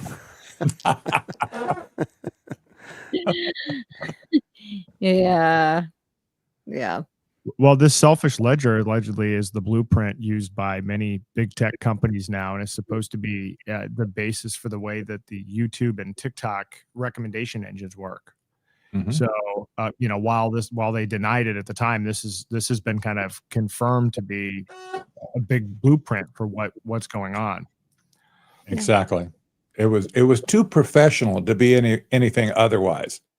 That whole thing was so slick. The way they did it, it was just amazing to me. But they had their minds were working overtime to create the whole thing, the whole experience of that video. Yeah. Well, and it is all geared towards this like sustainable development, right? We're selfish if we're not. This organization's interesting. Humanity 2.0. Yeah. They talk about human flourishing. I don't think they're referring to eudaimonia, like a Aristotelian human flourishing, although they say they do reference Aquinas, but that's not what they mean. They're partnered with Harvard, and they're doing a human flourishing like think tank, but they're talking about humanity 2.0. So that implies that it's not humanity 1.0, that we're going to have a new iteration of humanity. Yeah. So they're, and it is kind of when you look through the advisory board, and it's very much geared towards a next iteration of humanity, which is a transhuman vision. I had done a show on it a while back, but yeah, I hope we can preserve humanity 1.0, but it does seem to be geared towards this sustainable development and that's the ethics that they're trying to inculcate. And if you don't subscribe to that, then you're considered selfish because you're hurting the planet. And that's what this Bach guy kept talking about, is that we have to parent the AGI, this terminologies, and they're doing the operational appropriation of the environment for this, because I've seen it in movies now where they talk about parenting benevolent AGI, so that they're they have good ethics and good values, and they're very concerned about the ethics and values that the AI may have, but it's aligned with whose ethics and values, I think, is the question that we need to ask. But he said that, you know, he very much aligns with Greta Thunberg, and he read the Club of Rome, the Limits of Growth, you know, and I think he said he was there. I don't know if I caught that correctly, but I think he was saying that he was there, and, you know, he's very concerned about what we're doing to the planet, and that the AI needs to be, you know, understanding of this, and that they might be better at understanding it than we are. So that's very concerning. Yeah. Do we have any questions at all? Yeah, so I'm looking through. Are we able to put them up on the? Okay, then I guess we'll have the questions pop up on the screen and we'll go through them. All right. This is Max Tegmark, Life 3.0. Anyone? It's 8 years old, though. I'm not familiar. I don't know if any of you are. Yeah, Max Tegmark. I just ran across him today, as a matter of fact. Oh, interesting. Yeah, I'm gonna get my. Yeah, I've actually read part of it, and I mean it's a fascinating intro, because essentially it's an AI that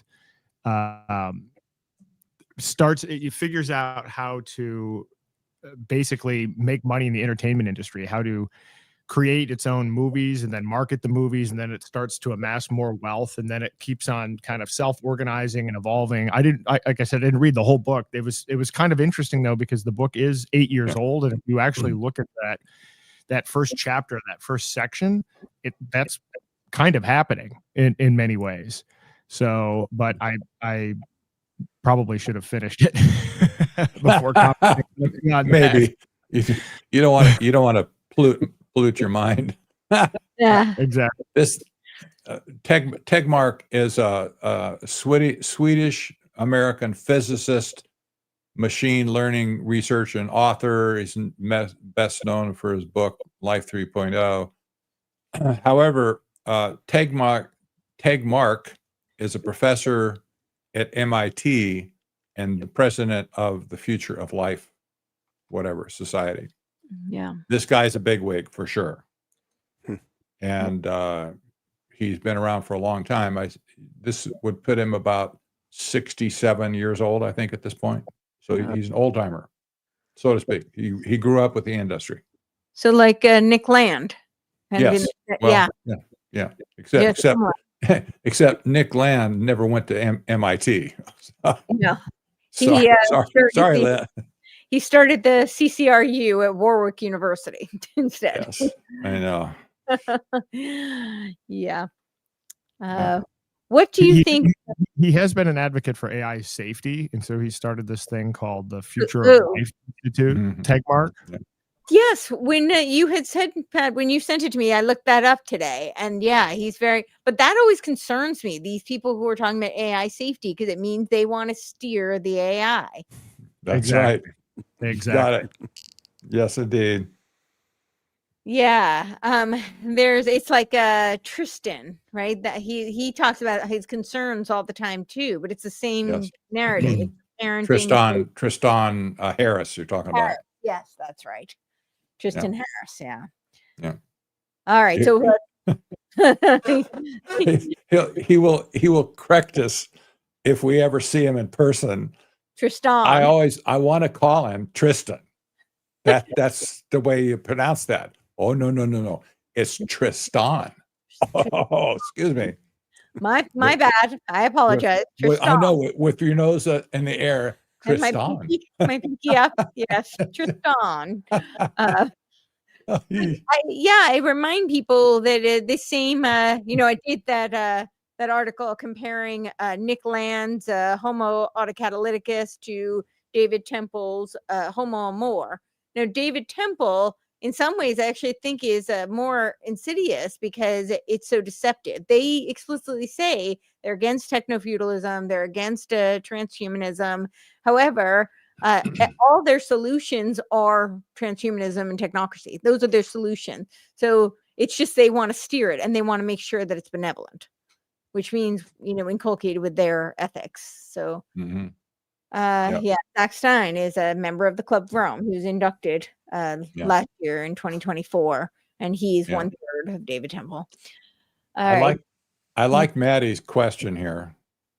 What do you think they'll do with the Amish? What will they do? Well, I mean, this is the thing. I think, in my opinion, and I'd love to hear what all of you think, but people seem to think that then you're safe, right? You go off the grid, you become a Luddite, and then you're safe. But I don't think they understand that they have technologies that, like, I don't think that makes you safe, because one, I mean, what are you going to do if they do start to incorporate some sort of like smart dust type technology? What happens if they have complete controlling over the farming and they regulate that? I mean, I think there's a lot of things that they can do. I don't think it makes them safe. I mean, maybe to some degree. I'm still advocating for people in pockets to push back and resist, but I don't think that going off the grid or being Amish necessarily makes you impervious to some of these technocratic and transhuman encroachments. What are your thoughts? For sure. Well, sadly, I think they already hate the Amish. That's a given at this point, but nevertheless, how they can get rid of them, that's another issue. I don't think anybody's safe, including the Amish, right? I mean, if the technocracy isn't stopped, then no one's safe. But specifically, the Amish are pretty easy prey. I think so too. And they're a control group at this point, right? I mean, they can look at them as a control group. You know what I mean? And they haven't taken the vaccines. They haven't done certain things. They haven't taken all the stuff. So they're a control group that can be studied, but I think they're totally susceptible. They would be steamrolled. They would be steamrolled in pretty quickly, sadly. Yeah. Interesting. Yeah. All right. Coming pole shift. Why else would they tokenize everything, especially if they want to kill all anyway? Post pole shift, collect your warning, founders. Winnings. I'm not sure what founders means, but thank you, Matt. I'm not quite following, but Are you talking about the magnetic pole shift? I think that is what they're referencing, magnetic pole shift. Why else would they tokenize everything, especially if they want to kill all anyway? Well, they want to kill everybody. No, they need some of us. They figure they need half a billion people. That's all they want. Well, feudal lords need their serfs, right? You have to have some serfs. I think so. I hate to think that way, but I think that's the way they think. Yes. So, all right. What do you make of all the UFO and alien hubbub? I think it's a psyop, in my opinion. I think it's a psyop. I think, it's I think Reagan encapsulated it pretty well, right? He said the best way to unify the world would be some sort of an extraterrestrial threat. I think he kind of said the quiet part out loud. That might be what the whole Project Bluebeam is all about. But I don't know. What are your thoughts? Yeah, I'll wait in. Go for it. Yeah, I was gonna say same, and I wouldn't be surprised if AI is going to be the only way we're going to be able to solve the alien threat. But it is. I actually spent some time digging into this. I looked at this guy, Dr. Stephen Greer, and I've tried to examine. There's another documentary coming out. You know what? It may be out now. Marco Rubio's in it, and now they've had a number of of hearings, and so now it's just they're blowing this thing way out of, well, not way out of proportion, but a lot of the stuff that's even being said in these hearings is 20-year-old news. It's just now all of a sudden being packaged with credibility in the form of these hearings. And so I think it is an intentional distraction, the purpose of which is going to be to consolidate and centralize power. I think Good point. Good point. I will warn the church, by the way, the Christian church, to be very careful on this subject of UFOs. I'm not going to go into it right now, but I think there's a lot of deception, a lot of hoopla, lots of BS basically around this concept of UFOs. I'll just leave it at that point. But at this point, I think Aaron has a point. There's a solution to the problem, and probably is going to involve AI at some point. And so, the deception, that whenever we get on the trail of some truth, it doesn't matter what it is, we always get this sideshow. Yep. And it's like, where'd this come from? It doesn't matter. Maybe the Epstein files, for instance. Well, that's important, but why now? I mean, right now, when we're on the precipice of an economic meltdown and all these other problems we have with AI and the bubble and all that kind of stuff, who cares about who did it? It really isn't appropriate at this point. Well, so there's always a sideshow going on. Whenever they want you to not see what's really going on, they put the sideshow up. Well, and especially, I mean, when you think about Epstein, it's the fact they're so focused on who rather than what. The who is actually not that important, in my opinion. I'm not undermining the fact that the tragedy of the scandals, and my heart goes out especially to parents of children. I don't want to be glib about that. However, the transhuman agenda, and that is so well documented. I mean, we have so much evidence. I put a lot of it in my Epstein transhumanism conspiracy article. I mean, that trail is, it's a lot of work to compile, but it's there. It's public information. The fact that that's not what they're talking about, though, it's they want to, they want to implicate whichever famous figure, whether it's a politician or celebrity, and have people caught up in the salacious gossip.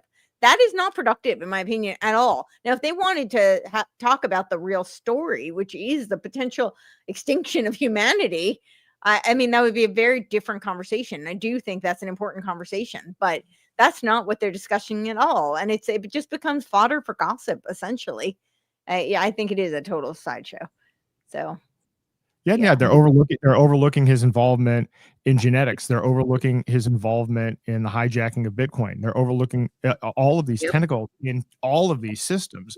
That's the earth-shattering news. And you're right. Now it's, I mean, I made a joke about it, but somebody holding up a sign for the next election which says, my candidate was only caught on Epstein's Island 4 times, which is about kind of the way that we're going now with the election cycle, and we're missing the main thrust of why this is even important. Absolutely. Yeah. Yeah. I think you're onto something with, of course, it'll be like AI. It'll be maybe we need some sort of an ID, a digital ID, to determine who's human and who's not, who's an alien. I can see it now. I don't want to give them ideas or anything. But some of you will remember the guy named John Podesta. Oh, yeah. John Podesta was the guy that created the climate policy under Clinton.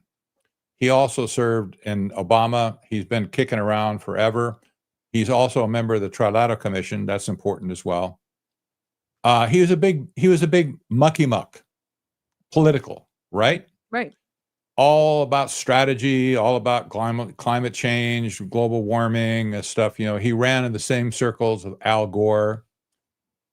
When Podesta left the government, this struck me so weird. When he left the government in Obama's administration, somebody asked him, "So, what was your biggest regret that you take away?" His answer, you would think maybe, well, I didn't get climate change settled or whatever. Some aspect of that you would think. Not so. He complained. He said, "My biggest regret that I didn't get the UFO files released." That's kind of like, when they ask an athlete, "What are you going to do now?" "I'm going to Disneyland," or what, remember those crazy skits, I'm going to Disneyland with my football in my hand, whatever, with my helmet, all my gear.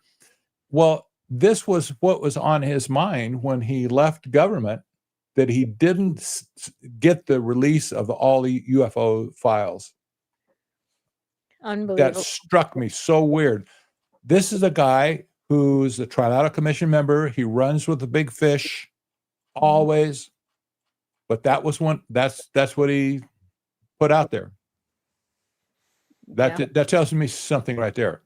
If he wanted it out, there's some nefarious reason for it. And it has nothing to do with UFOs. Yeah, exactly. Exactly. Well, and the timing factor, like, why would he have wanted to get that out? Like, what would have had to have happened for him to get the opportunity to pull that lever to get that out? That's the next question you have to ask, right? And what is that coming at some point down the road? Kind of like we said, maybe some connection to AI or whatever. Somebody's going to pull that lever at some point, right? You would think. Yeah, I think that's accurate. Yeah. All right. Do we have any other questions or? Oh, yes. All right. Are people using AI just training their digital twin? This is a good question. Great question. You don't have to do it yourself. It's already being done for you. Right. Yeah. Your digital twin. Who wants to explain what a digital twin is in the first place? So a digital twin is where they're collecting the information. You'll have a digital representation of you.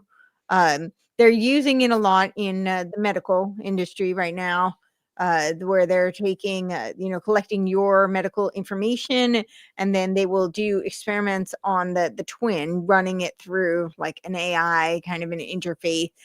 They're also doing all sorts of experiments with digital twin. I mean, the technology isn't quite there. When we get to Web 3 is when you're really going to see, at least that's what they say. When we get to Web 3, people will be using them, and they talk about agent center, which really means that it's going to be through a digital twin is actually what they mean by that.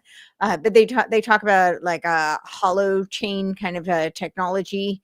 The best way to visualize this, because it can be a little bit unfamiliar for people who aren't in this kind of a space, is almost to think about like a LinkedIn kind of a front page where it has all of that's you. So it's your outward representation of you, but it will be interoperable across all platforms.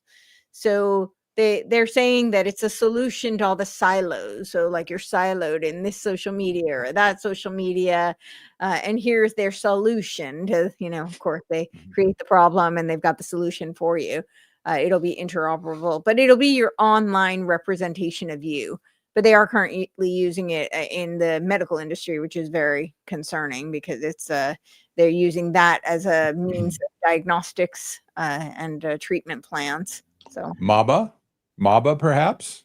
Make America Biotech Accelerate. Oh, yes.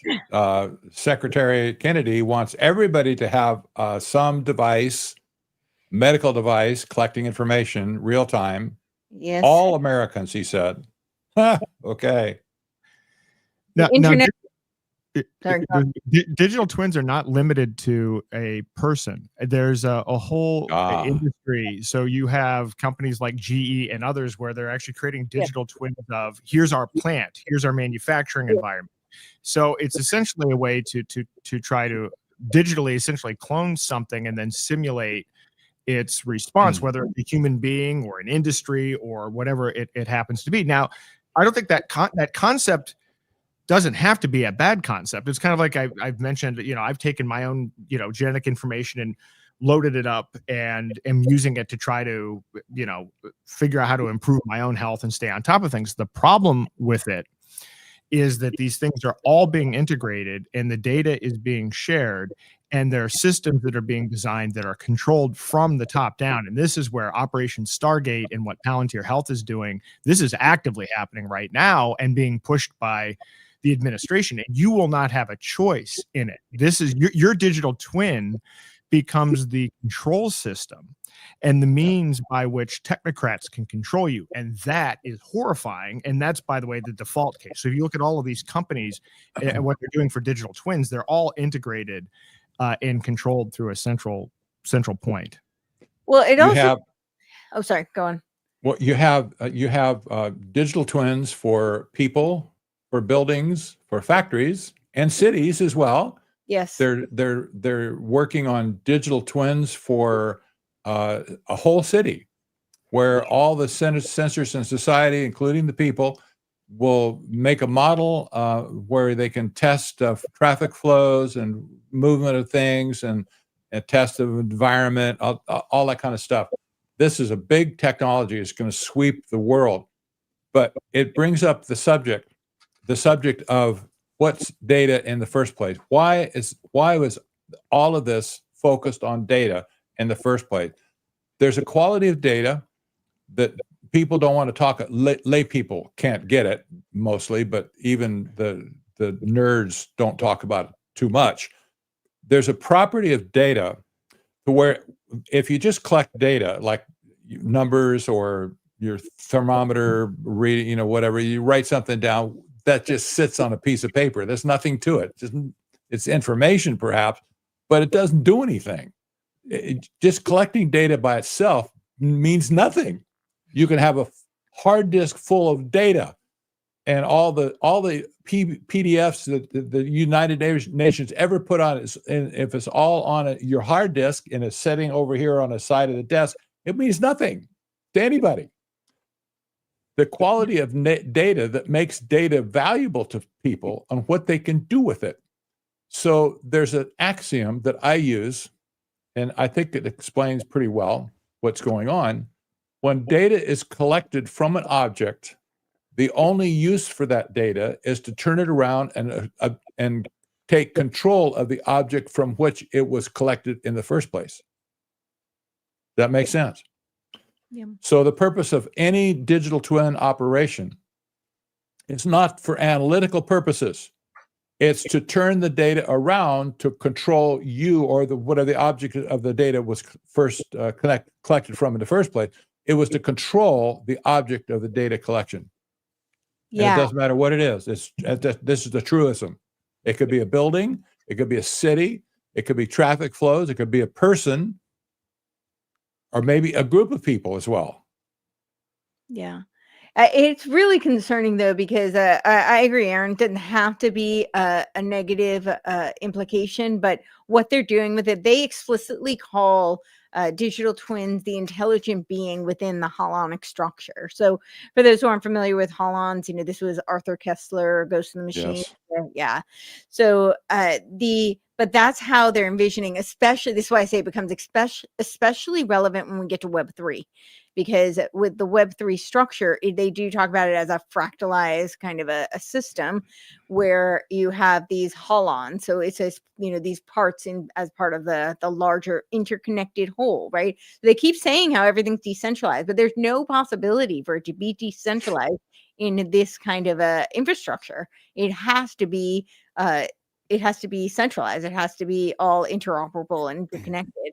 And they're talking about the holochain, the peer-to-peer framework. That's another big buzzword. And peer-to-peer can truly be private. There are ways to do that, but that is not what they're talking about. And in fact, typically when they talk about peer-to-peer, they're actually talking about through you. I won't get too much into that, but that middle layer, anybody who knows how that technology works, is actually operating through you. And that is a 6G technology. But I will save that for another conversation. But they explicitly say that it is used as the intelligent being. So what happens? What are the legal implications of that?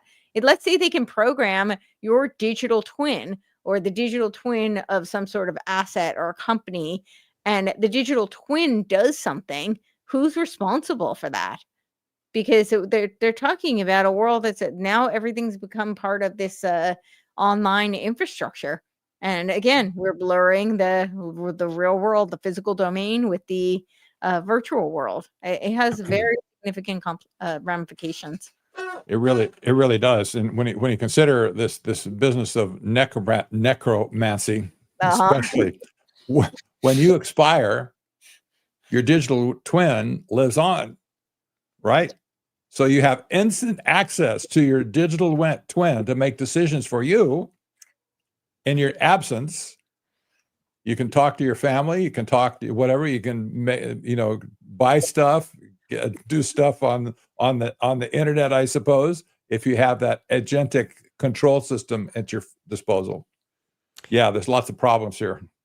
Well, and what about cloning too? So obviously, you do a clone, and then you store all this stuff, and then you create a movie, right, of your life, or a movie of something, and then you basically just watch virtual reality, and you reinstall that memory in your brain. I mean, you could see where a lot of this stuff could go. You know what I mean? I know that's more like biological, combined with the silicon chip, but it is a way of transferring potentially his digital twin onto into another life form. I don't know, just a thought. Yeah, well, that's in there. That's a thought that they have, I'm sure. At this point, you bet. I just noticed that SoftBank is a big investor in 6G. And so related to what they're doing with Operation Stargate, I now want to explore the implications of that because I haven't gone down that rabbit hole yet. Well, and what's the interest of Oracle to buy Paramount and all these other entities where, like Aaron creates his own music and it's getting pretty good. I mean, some of these songs are actually pretty good, these AI generated songs. And you have to think that, are they going to be able to take this information and create these movies at some point, and it's almost free, right? They can create almost an infinite amount of movies that you could just put virtual reality glasses on, essentially download the story of who you want to be, I mean, it's just pretty crazy when you think about it. I think that will happen within 2 years. I think I just saw that there's a country song that is #1 on the charts. That's an AI generated song. And I've seen what's going on with the video stuff. I mean, and Musk has even talked about this. I think it's probably within 2 years, you're going to see full feature movies that are completely AI generated. Well, I think so. And that whole SAG negotiation, I mean, I was really up in arms about it. And these actors were just cheering it on. They were so excited. And I said, you literally just voted for your extinction and you're excited and jumping up and down about it. I can't wrap my head around it. It makes no sense to me. But what the agreement was essentially, it was about your name, likeness, right? Name, image, and likeness. That's what it was regarding. And they negotiated, so they now get some sort of royalty, but they take their name, image, and likeness. And so I'm like, okay, so basically you just took a very small fee to put you out of work. And they were so excited about it. But yeah, I mean, with the way that AI is going, I think it's totally feasible that they'll be able to, when you were saying how some of the music is good, and I agree, some of the, work that they do, but what do they do? They're extracting from us. They have to take these actors' name, image, and likeness in order to create this material, whatever, AI artwork that they're going to do. And they're still in the process of, extracting the material from us. But yeah, I think they'll be able to do it pretty quickly. I think. Which I'm kind of mixed on that. On the one hand, it's not as though Hollywood has a lot of integrity. So I guess I'm not too disappointed that maybe Hollywood will be. But on the other hand, it's being replaced by something worse. It would be nice if one of these days there was a technology that didn't turn out to be worse than the thing that was replacing even Hollywood. I understand what you're getting at, but there's something about I was an actress and a film producer and a theater producer, and there is something really beautiful about human art, right? There is something, and I think there is actually something irreplaceable. I'm not saying that I will fully admit I like some of these AI songs, and I think we did an AI intro for me and it was pretty cool. Like I'm not one of those people who's like, oh my gosh, that I'm so turned off, that's AI. I don't have that kind of reaction. I think some of it's actually pretty cool, but it doesn't replace human creativity. And it's hard to duplicate a concert. Yeah, What? it's hard to duplicate. When you go to a musical concert with a good musician, it's hard to duplicate. You can't. I think this stuff is like, when you're making songs or it's utilitarian, right? It's for a Yes. purpose. If you're going for enjoyment, you want to go and watch actually, the play or the musician performing. There's a definite difference between the two. I mean, and I don't know if that gap will be closed down. And I don't know that it ever will. And I part of me really hopes that it won't. When you say it's Yeah. utilitarian, yeah, like we did that because of the copyright issues of YouTube, right? So if you use AI, you don't have the copyright issues that they make everything. It's like they steer you. That's how they steer you into using AI. But I think it definitely serves a purpose. But I kind of hope that it won't replace human creativity and human art. I think there's something that's part of our creative expression. That's part of our imago Dei, right? That's part of our soul and our soul expression. I don't know.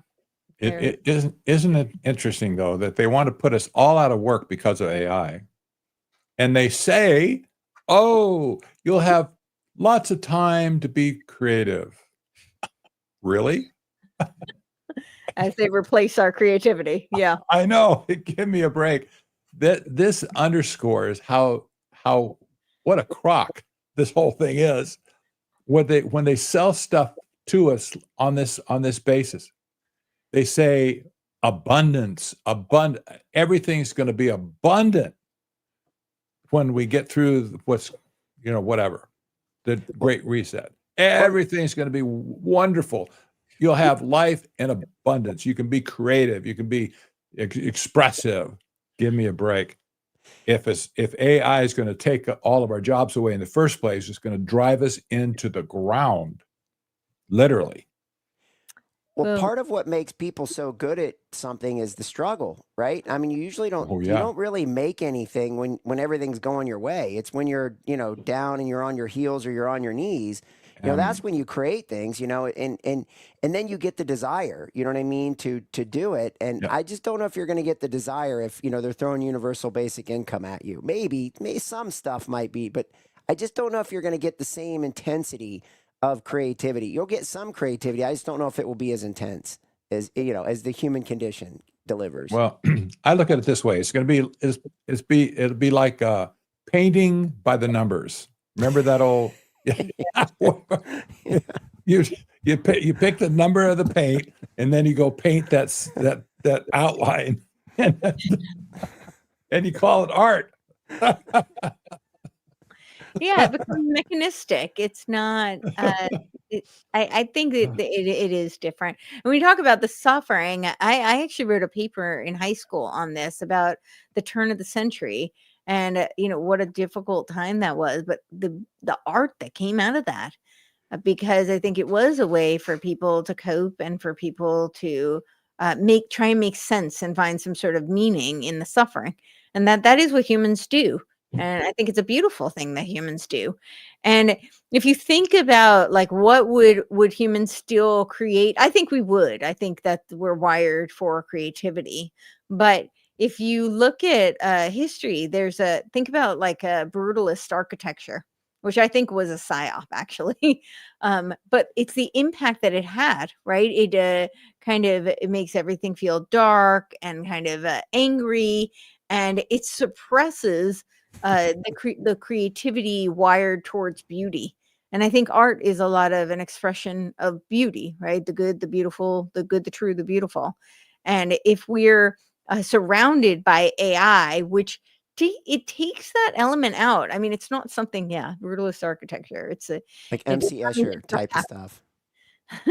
It's a very kind of like dark, depressing, and there's like an anger about it, and it's very harsh. And I think that when you are surrounded by everything that's done by AI and it's robotic and mechanistic, it takes away that element that inspires humans. So, yeah, I don't know my thoughts on that, but all right, I think we might be at the end. Are we at the end of the questions? Yes. Okay. Well, and I'll also just add that, as I would like to say that I don't think that we're going to be happy unless we come to love our servitude in Huxley's Brave New World. So I think they're going to try and brainwash us, dumb us down, drug us, but I'm not so sure. I think we'll still be aware enough. But well, thank you to my knights. Thank you to the audience, and for the great questions and the contribution.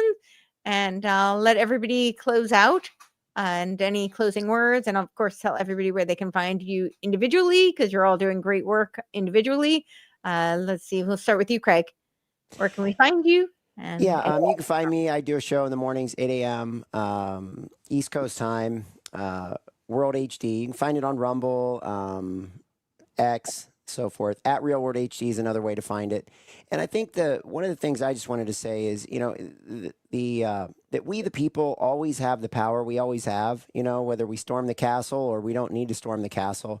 This is kind of one of those points in time where I think we have to have that storm the castle mentality and take back the freedom before it gets taken away from us. And if we do that, that's what they're afraid of. That's why they constantly do division and divide us, male, female, transgenderism, this religion, that religion, this color, this country, that country, and so forth. But I think the evil runs deeper than that. It's really not bound by geography anymore. Maybe it never was, but it's definitely not the case now where it's not bound by geography. And so, the key is to, don't be divided and understand the technology, because it doesn't have to be an enemy to us. It can be a friend. But we just we the people have to unite and push back. Otherwise, we're going to get steamrolled, and we'll be like the Amish, sadly. So anyway. So it turns out we did have two more questions. Okay. Can I put them forward? I'll try to go quickly. One was, what can we do to make sure AI is for we the people and not not against we the people? That was one. I'll just throw them both out there. There were two other questions, and I'll pose them both. Let's see if I can find the other one. It was something, do these concepts come from ancient pre-civilization knowledge? I'm always fascinated how far back these go, and how would they know AI would be compatible for a thing in the future? I don't know if anybody has anything they want to contribute on either of those, and then we'll wrap up. Miss those two. Well, I would say at least on the first one, we have to use discernment with everything that we choose to use. I mean, we need discernment with respect to which books we're going to read, and the same applies to AI. AI has the capacity to be very helpful. I see someone in the comments talking about that. It's try BrightU.ai, Mike Adams AI. But I think we have to build out of this. We have to create out of this, as opposed to shrinking in fear. And of course, my personal view is getting involved in these fights, and we have a lot of culture wars going on right now, and people are very quick to side with one influencer over another, and then you're picking which person's ideas you're going to mimic. The whole key here is that we have to take back our own cognitive liberty, our own emotional sovereignty, and our own actional independence. And that's an individual thing that we can all do at any point in time, and that to me is the singular way out of it. Yeah, I agree. I'll be a little more blunt. I think that the only good use of AI is to use it to destroy AI in the first place. Whatever you can do to clog up the system, use AI to destroy AI. Yes. I have to say, weapons against them. I have to say, I'm excited to see using Mike Adams AI, feeding it, watching what you can do, feeding it with good information, and then having that at your fingertips. Like, I don't know. I have to say, I'm kind of interested in seeing, because it's not a black box, and what's going into it. You know that it's quality information. Doesn't mean you have to agree with everything that comes at it. But I do have to say, I'm kind of excited to see what happens with that. Maybe at that point I'll decide to blow it up with you, Patrick. But until then, I do want to see. I do want to see what happens when you feed it information and you know where it comes from. So anyway, it lied to me already, so I'm waiting for it to redeem itself. I'm a little bitter on that, but I know it's early and it just hasn't been fed much information yet. I'll take on this second question because I know we're trying to wrap up. But do these concepts come from ancient pre-civilization knowledge? I'm always fascinated by how far back this goes.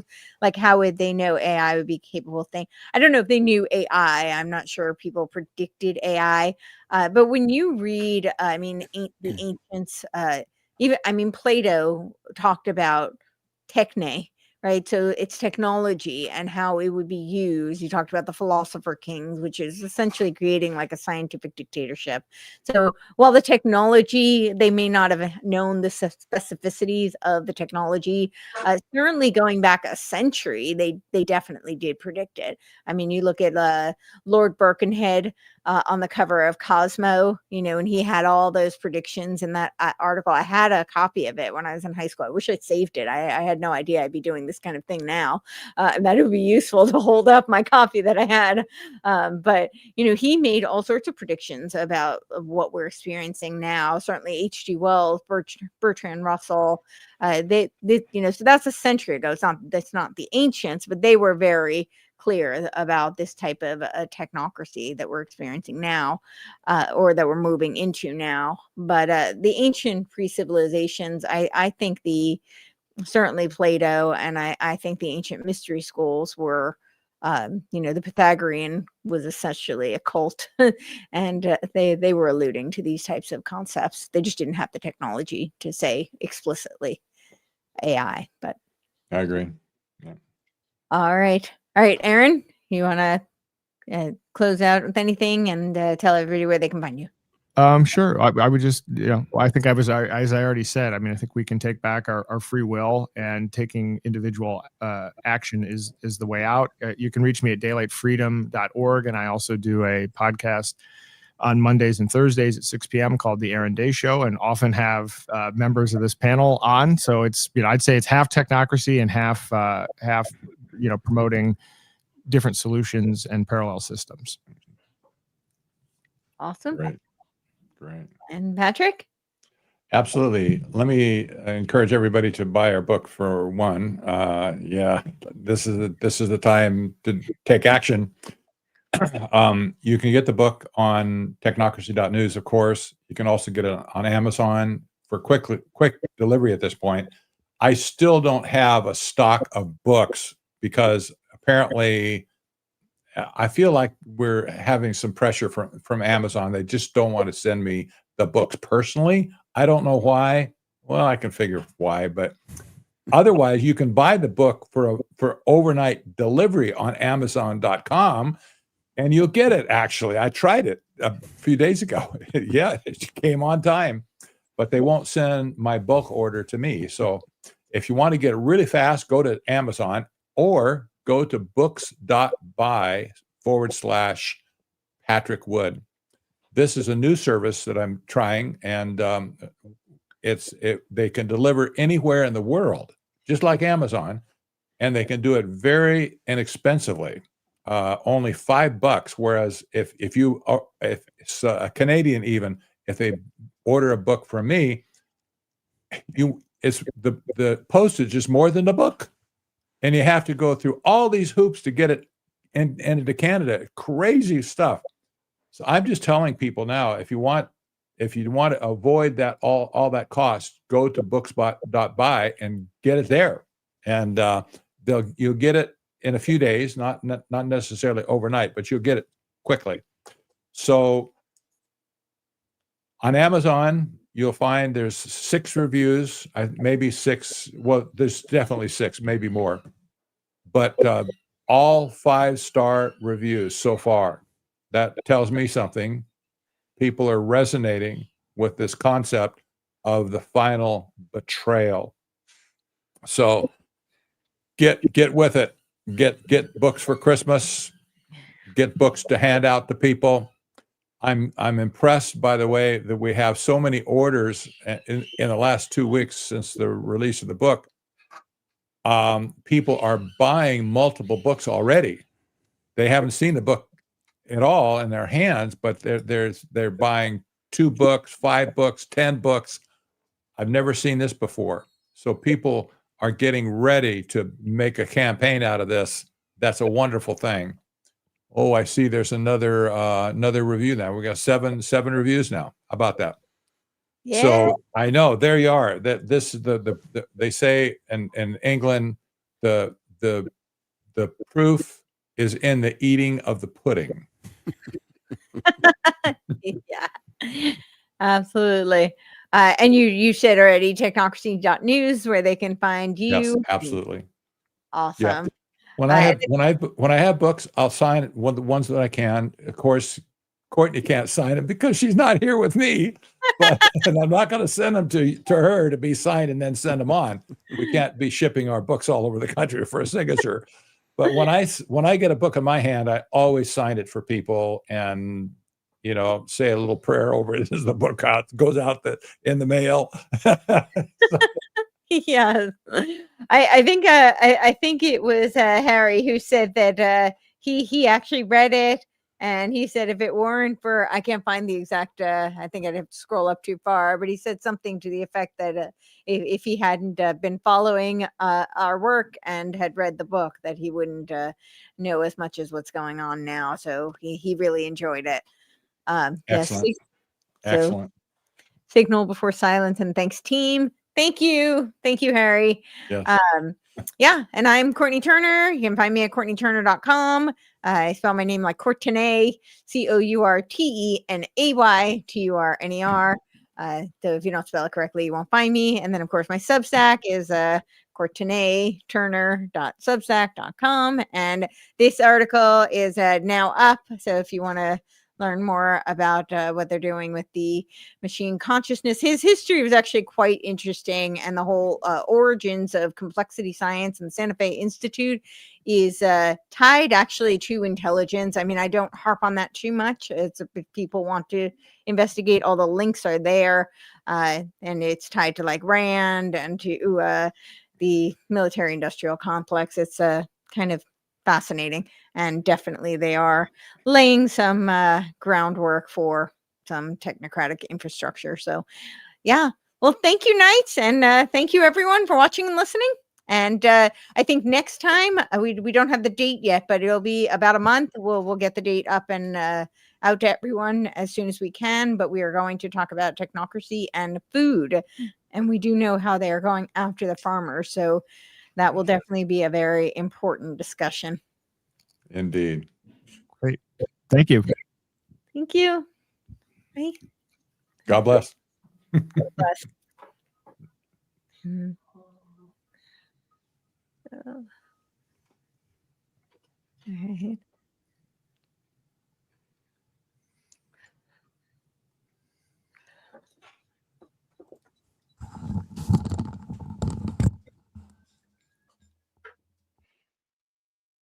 We're still